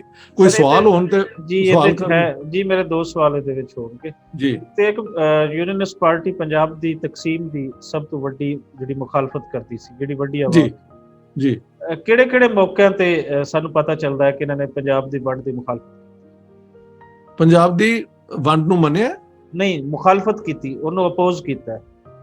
ਨਹੀਂ, ਉਹ ਤੇ ਸਾਰਾ ਕੈਂਪੇਨ ਹੀ ਇਲੈਕਸ਼ਨ ਜਿਹੜਾ ਉਹਨਾਂ ਨੇ 45 ਦਾ ਕੀਤਾ ਸੀ ਉਹ ਪੰਜਾਬ ਦੀ ਯੂਨਿਟੀ ਤੇ ਸੀ। ਬਲਕਿ ਮਈ 1947 ਵਿੱਚ ਸਰ ਖਿਜ਼ਰ ਟਿਵਾਨਾ ਮੈਟ ਵਾਇਸਰॉय ਮਾਊਂਟਬੈਟਨ ਔਰ ਉਹਨਾਂ ਨੇ ਕਿਹਾ ਤੁਸੀਂ ਇੰਜ ਕਰੋ, ਜੇ ਤੁਸੀਂ ਪਾਰਟੀਸ਼ਨ ਕਰਨੀ ਹੈ ਤੇ ਇੱਕ ਤੁਸੀਂ ਡੋਮੀਨੀਅਨ ਆਫ ਇੰਡੀਆ ਬਣਾਓ, ਇੱਕ ਡੋਮੀਨੀਅਨ ਆਫ ਪਾਕਿਸਤਾਨ ਬਣਾਓ, ਲੇਕਿਨ ਇੱਕ ਤੁਸੀਂ ਤੀਸਰੀ ਡੋਮੀਨੀਅਨ ਬਣਾ ਦਿਓ, ਡਿਵੀਜ਼ਨ ਆਫ ਪੰਜਾਬ। ਠੀਕ। ਸਿੱਖਾਂ ਨੇ ਡਿਮਾਂਡ ਕੀਤਾ ਸੀ ਸਾਨੂੰ ਇੱਕ ਸਿੱਖ ਸਟੇਟ ਬਣਾ ਕੇ ਦਿਓ। ਅੰਗਰੇਜ਼ਾਂ ਨੇ ਬੰਗਾਲ ਤੋਂ ਡਿਮਾਂਡ ਸੀ ਕਿ ਗ੍ਰੇਟਰ ਬੰਗਾਲ ਵੀ ਬਣਾ ਦਿਓ। ਬਾਈ ਦੈਟ ਟਾਈਮ ਅੰਗਰੇਜ਼ਾਂ ਦਾ ਫੈਸਲਾ ਹੈ ਸੀ ਕਿ ਇੰਡੀਆ ਨੂੰ ਹੁਣ ਪਾਰਟੀਸ਼ਨ ਤੇ ਅਸੀਂ ਕਰਨਾ ਹੈ ਕਿਉਂਕਿ ਨਹਿਰੂ ਔਰ ਇਹ ਜਿਹੜਾ ਐਂਟੀ ਇੰਪੀਰੀਅਲਿਸਟ ਨੇ ਇਹਨਾਂ ਨੂੰ ਅਸੀਂ ਟਰਸਟ ਨਹੀਂ ਕਰਦੇ, ਲੇਕਿਨ ਅਸੀਂ ਫਿਰ ਵੀ ਇੱਕ ਜ਼ਰਾ ਮਜ਼ਬੂਤ ਸਟੇਟ ਬਣਾਉਣਾ ਚਾਹੁੰਦੇ ਹਾਂ ਜਿਹਨੂੰ ਅਸੀਂ ਫਿਰ ਇਸਤੇਮਾਲ ਕਰੀਏ ਸਟਾਲਿਨ ਦੇ ਖਿਲਾਫ ਔਰ ਕਮਿਊਨਿਜ਼ਮ ਦੇ ਖਿਲਾਫ ਔਰ ਸੋਸ਼ਲਿਜ਼ਮ ਦੇ ਖਿਲਾਫ। ਔਰ ਇਸ ਵਾਸਤੇ ਉਹਨਾਂ ਨੇ ਪਾਰਟੀਸ਼ਨ ਕੀਤੀ। ਮੈਂ ਸਾਰਾ ਐਵੀਡੈਂਸ ਦਿੱਤਾ। ਜਦੋਂ ਮੇਰੇ ਨਾਲ ਕੋਈ, ਮੈਂ ਪਾਕਿਸਤਾਨ ਵੀ ਆਵਾਂਗਾ ਤੇ ਉੱਥੇ ਵੀ ਡਿਬੇਟ ਕਰਾ ਲੈਣਾ। Let them check the sources I've given, they can't deny them, they are official sources। ਇਹ ਸਾਰੀ ਗੱਲਾਂ ਤੁਸੀਂ ਵੈਰੀਫਾਈ ਕਰ ਸਕਦੇ ਹੋ। ਲਿਹਾਜ਼ਾ ਪੰਜਾਬ ਯੂਨਿਸਟ ਪਾਰਟੀ ਇਲੈਕਸ਼ਨ ਇਸ ਵਾਸਤੇ ਆ ਰਹੀ ਕਿ ਉਹ ਚਾਹੁੰਦੇ ਹੀ ਨਹੀਂ ਸਨ partition. Muslim League partition demand ਕਰ ਰਹੀ ਸੀ। ਉਹਨਾਂ ਨੇ ਤੇ 45-46 ਦੀ ਕੈਂਪੇਨ ਹੀ ਇਹ ਕੀਤੀ ਹੈ ਕਿ ਮੁਸਲਮਾਨੋ ਵੋਟ ਪਾਕਿਸਤਾਨ ਲਈ ਦਿਓ। ਕਾਂਗਰਸ ਨੇ ਇਲੈਕਸ਼ਨ ਲੜਿਆ ਸੀ ਕਿ ਯੂਨਾਈਟਿਡ ਇੰਡੀਆ ਲਈ ਦਿਓ ਜੀ। ਇਹ ਇਸ ਤਰ੍ਹਾਂ ਹੋਇਆ ਨਾ। ਔਰ ਸਿੱਖਾਂ ਨੇ ਕਿਹਾ ਸੀ ਕਿ ਅਸੀਂ ਸਾਨੂੰ ਵੋਟ ਦਿਓ, ਅਸੀਂ ਮੁਸਲਿਮ ਲੀਗ ਨੂੰ ਕਦੀ ਨਹੀਂ ਦੇਵਾਂਗੇ ਪੂਰਾ ਪੰਜਾਬ। ਉਹੀ ਹੋਇਆ ਫਿਰ ਅਖੀਰ ਵਿੱਚ। ਮਗਰ Punjab Unionist party ਰੈਪਰੈਜ਼ੈਂਟਡ piece, harmony, ਲੋਕਾਂ ਨੂੰ ਮਿਲ ਕੇ ਨਾਲ ਲੈ ਕੇ ਟੁਰਨ ਦਾ ਜਿਹੜੀ ਸੋਚ ਹੈ ਔਰ ਜਿਹੜੀ ਸਾਡੇ ਬਜ਼ੁਰਗਾਂ ਦੀ ਬੈਸਟ ਸੋਚ ਹੈ। ਸਦੀਆਂ ਪਿੱਛੇ ਤੁਸੀਂ ਜਾਓ, ਤੇ ਤੁਹਾਨੂੰ ਇਹੋ ਦਾ ਇਹ ਐਕੋ ਨਜ਼ਰ ਆਏਗਾ। ਬੁੱਲੇ ਸ਼ਾਹ, ਬਾਕੀ ਵੀ ਕਈ ਨਾਂ ਨੇ। ਤੁਸੀਂ 20th ਸੈਂਚੁਰੀ ਚ ਆ ਜਾਓ, ਖਵਾਜਾ ਫਰੀਦ ਵੀ ਤੇ ਇਹੀ ਗੱਲ ਕਰਦੇ ਨੇ ਨਾ, ਮੁਹੱਬਤ ਦੀ ਗੱਲ। ਬਿਲਕੁਲ ਮੀਆਂ ਮੁਹੰਮਦ ਬਖਸ਼ ਵੀ ਇਹੀ ਗੱਲ ਕਰਦੇ ਨੇ। ਸੁਲਤਾਨ ਬਾਹੂ ਦਾ ਵੀ ਪੈਗਾਮ ਹੈ ਵੇ। ਸਰ ਮੇਰਾ ਇਸ ਯੂਨੀਅਨ ਉਹ ਲੜਾਈ ਦਾ ਨਹੀਂ ਹੈ। ਤੁਹਾਡਾ ਸਵਾਲ ਨਹੀਂ, ਆਵਾਜ਼ ਨਹੀਂ ਆ ਰਹੀ ਜੀ। ਹੁਣ ਆਵਾਜ਼ ਆ ਰਹੀ ਸਰ? ਹੈਲੋ ਜੀ ਜੀ ਹਾਂ ਸਰ। ਹਾਂ ਜੀ ਆ ਰਹੀ ਹੈ ਸਰ ਛੋਟੂ ਰਾਮ ਦੇ ਬਾਰੇ ਕੁਝ ਦੱਸੋ। ਉਹਨਾਂ ਦੀ ਕੀ ਖਿਦਮਾਤ ਹਨ ਪੰਜਾਬ ਲਈ, ਕਿਉਂਕਿ ਉਹਨਾਂ ਦੇ ਜਿਹੜੇ ਸਾਹੂਕਾਰੀ ਸਿਸਟਮ ਤੋਂ ਉਹਨਾਂ ਨੇ ਇੱਕ ਪੰਜਾਬੀ ਫਾਰਮਰ ਨੂੰ, ਆਮ ਪੰਜਾਬੀ ਨੂੰ ਉਹਦੇ ਤੇ ਜਾਨ ਛੁਡਾਈ ਹੈ। ਹੋਰ ਸਰ ਛੋਟੂ ਰਾਮ ਦੇ ਬਾਰੇ, ਉਹਨਾਂ ਦੀ ਜ਼ਾਤ ਬਾਰੇ ਕੋਈ ਥੋੜਾ ਜਿਹਾ ਅਗਰ ਤੁਸੀਂ ਉਹਨਾਂ ਨੂੰ ਇਲੈਬੋਰੇਟ ਕਰ ਪਾਓ। ਜਿਸ ਤਰ੍ਹਾਂ ਦੱਸਿਆ ਗਿਆ ਕਿ ਜਿੰਨੀ ਜ਼ਮੀਨ ਉਹਨਾਂ ਦੀ ਸੀ ਜਦੋਂ ਮਿਨਿਸਟਰ ਬਣੇ ਨੇ, ਤੇ ਜਦੋਂ ਉਹਨਾਂ ਦੀ ਡੈਥ ਹੋਈ ਹੈ 1 ਜਨਵਰੀ 1945 ਨੂੰ ਉਹਨਾਂ ਦੀ ਡੈਥ ਹੋ ਗਈ ਸੀ, ਉਹਨਾਂ ਦੀ ਉਹੀ ਜ਼ਮੀਨ ਸੀ ਜਿਹੜੀ ਉਹਨਾਂ ਦੀ ਵੱਡਿਆਂ ਕੋਲੋਂ ਮਿਲੀ ਹੋਈ ਸੀ। ਕੋਈ ਜ਼ਿਆਦਾ ਵੱਡੇ ਜ਼ਮੀਂਦਾਰ ਨਹੀਂ ਸਨ, ਤੇ ਉਹਨਾਂ ਨੇ ਕੁਝ ਲੁੱਟਿਆ ਨਹੀਂ, ਕੁਝ ਕਮਾਇਆ ਨਹੀਂ ਉਹਦੇ ਵਿੱਚੋਂ ਆਪਣੇ ਲਈ। ਔਰ ਉਹਨਾਂ ਦਾ ਬਿੱਲ ਪਾਸ ਹੋ ਗਿਆ ਸੀ ਅਸੈਂਬਲੀ ਦੇ ਹਾਊਸ ਵਿੱਚ, ਲੇਕਿਨ ਬ੍ਰਿਟਿਸ਼ ਗਵਰਨਰ ਐਮਰਸਨ ਨੇ ਉਹਨੂੰ ਕਹਿੰਦੇ ਨੇ ਗਿਵਿੰਗ ਅਸੈਂਟ। ਜਦੋਂ ਉਹ ਮਿਲਦਾ ਤੇ ਉਹ ਫਿਰ ਲਾਅ ਬਣਦੀ ਹੈ, ਉਹ ਨਹੀਂ ਮਿਲਿਆ ਉਹਨੂੰ। ਲਿਹਾਜ਼ਾ ਉਹ ਸਿਰਫ ਅਸੈਂਬਲੀ ਦੇ ਉਹ ਕੀ ਕਹਿੰਦੇ ਨੇ ਸਟੈਚੂਟਸ ਦਾ ਹਿੱਸਾ ਬਣ ਗਿਆ, ਲੇਕਿਨ ਇਟ ਡਿਡਨਟ ਬਿਕਮ ਲਾਅ। ਇਹ ਫਰਕ ਹੈ। ਸਰ ਛੋਟੂ ਰਾਮ ਦੀ ਤਾਂ ਬਹੁਤ ਖਿਦਮਾਤ ਨੇ, ਔਰ ਸਾਰਿਆਂ ਦੀ। ਸਰ ਫਜ਼ਲੇ ਹੁਸੈਨ ਦੀ ਮੈਂ ਤੁਹਾਨੂੰ ਦੱਸਿਆ, ਮੁਸਲਮਾਨ। ਹਾਂ ਸਰ ਸਿਕੰਦਰ ਦੀ ਸੁਣ ਲਓ ਜੀ। ਇਹ ਜਿਹੜੀ ਬਾਦਸ਼ਾਹੀ ਮਸਜਿਦ ਦਾ ਤੁਸੀਂ ਪਿੱਛੇ ਲਾਇਆ ਹੋਇਆ ਨਾ, ਇਹਦੇ ਸਾਰੇ ਮੀਨਾਰ, ਇਹਦੀ ਸਾਰੀ ਕੰਸਟਰਕਸ਼ਨ ਉਹਨਾਂ ਨੇ ਕਰਾਈ ਹੈ। ਸਿੱਖਾਂ ਦੇ ਦੌਰ ਵਿੱਚ ਇਹਨਾਂ ਦੇ ਮੀਨਾਰ ਵੀ, ਉਹ ਸਾਰੇ ਜਿਹੜੇ ਚਾਰੇ ਸਨ ਨਾ ਮਿਨਰੇਟ, ਉਹ ਡਿੱਗ ਡੁੱਗ ਕੇ ਅੱਧੇ ਹੋਏ ਦੇ ਸਨ। ਇਹਦੇ ਜੋ ਵੀ ਕੀਮਤੀ ਪੱਥਰ ਸੀ ਉਹ ਲੁੱਟ ਕੇ ਲੈ ਗਏ ਹੋਏ ਸਨ। ਇਹਨੂੰ ਦੁਬਾਰਾ ਮਾਰਬਲ ਲਿਆਣਾ ਪਤਾ ਨਹੀਂ ਕਿੱਥੋਂ ਦੁਨੀਆ ਤੋਂ ਮੰਗਵਾਈ। ਇਹ ਸਰ ਸਿਕੰਦਰ ਨੇ ਦੁਬਾਰਾ ਇਹਦੀ ਆਲੀਸ਼ਾਨ ਬਾਦਸ਼ਾਹੀ ਮਸਜਿਦ ਲਾਹੌਰ ਨੂੰ ਉਹਨੇ ਕੀਤਾ, ਉਹਦਾ ਵੀ ਕਦੀ ਜ਼ਿਕਰ ਕੋਈ ਨਹੀਂ। ਸੋ ਪਾਕਿਸਤਾਨ ਦੀ ਸਟੋਰੀ 'ਚ ਕਿਸੇ ਕੋਲ ਹੋਰ ਜਗ੍ਹਾ ਨਹੀਂ ਸਿਵਾਏ ਜਿਨ੍ਹਾਂ ਦੇ ਤੇ ਇੱਕ ਹੱਦ ਤੱਕ ਇਕਬਾਲ ਦੇ। Nobody else means anything. ਐਵੇਂ that's it. ਸਰ ਅੱਛਾ ਸਰ ਫਜ਼ਲੇ ਹੁਸੈਨ ਦਾ ਹਲੇ ਵੀ ਹਾਲ ਹੈਗਾ ਆਪਣਾ ਗਵਰਨਮੈਂਟ ਕਾਲਜ। ਸ਼ਾਇਦ ਮੇਰੇ ਇੱਕ ਦੋ ਜਦੋਂ ਲੈਕਚਰ ਹੋਏ ਨੇ ਔਰ ਤੁਸੀਂ ਆਏ ਹੋ, ਤੁਸੀਂ ਉੱਥੇ ਬੈਠੇ ਹੋਏ ਸਨ। ਬਿਲਕੁਲ ਉਸੇ ਹਾਲ ਦੇ ਵਿੱਚ ਹੋਏ ਸੀ, ਅਸੀਂ ਹਾਲ 'ਚ ਬੈਠੇ ਹੋਏ ਸਾਂ। ਤੇ ਮੈਂ ਹੋਰ ਉਹਨਾਂ ਦੀ ਐਨ ਬਜ਼ੁਰਗਾਂ ਦੀ ਹੋਰ ਖਿਦਮਤ ਤੁਹਾਨੂੰ ਕੀ ਦੱਸਾਂ। ਬਹੁਤ ਸ਼ੁਕਰੀਆ ਸਰ। ਖਾਸ ਟਾਈਮ ਤੁਸੀਂ ਯੂਨੀਅਨ ਯੂਨੀਵਰਸਿਟੀ ਦੇ ਵਾਸਤੇ ਔਰ ਇਹਦੇ ਬਾਰੇ ਬਹੁਤ ਕੁਝ ਸਾਨੂੰ ਜਾਣਨ ਦਾ ਮੌਕਾ ਮਿਲਿਆ। ਤੁਹਾਡੇ ਨਾਲ ਅੱਗੇ ਤੋਂ ਵੀ ਟਾਕ ਹੁੰਦੀ ਰਹੇਗੀ ਮੁxtਲਿਫ ਮੁੱਦਿਆਂ ਤੇ, ਔਰ ਯਕੀਨਨ ਸਾਡੇ ਸੁਣਨ ਵਾਲਿਆਂ ਨੂੰ ਬਹੁਤ ਕੁਝ ਜਾਣਨ ਦਾ ਮੌਕਾ ਮਿਲਦਾ ਰਹੇਗਾ। Thank you so much. ਬਹੁਤ ਮਿਹਰਬਾਨੀ, ਬਹੁਤ ਬਹੁਤ ਸ਼ੁਕਰੀਆ। Thank you very much. Take care. All the best.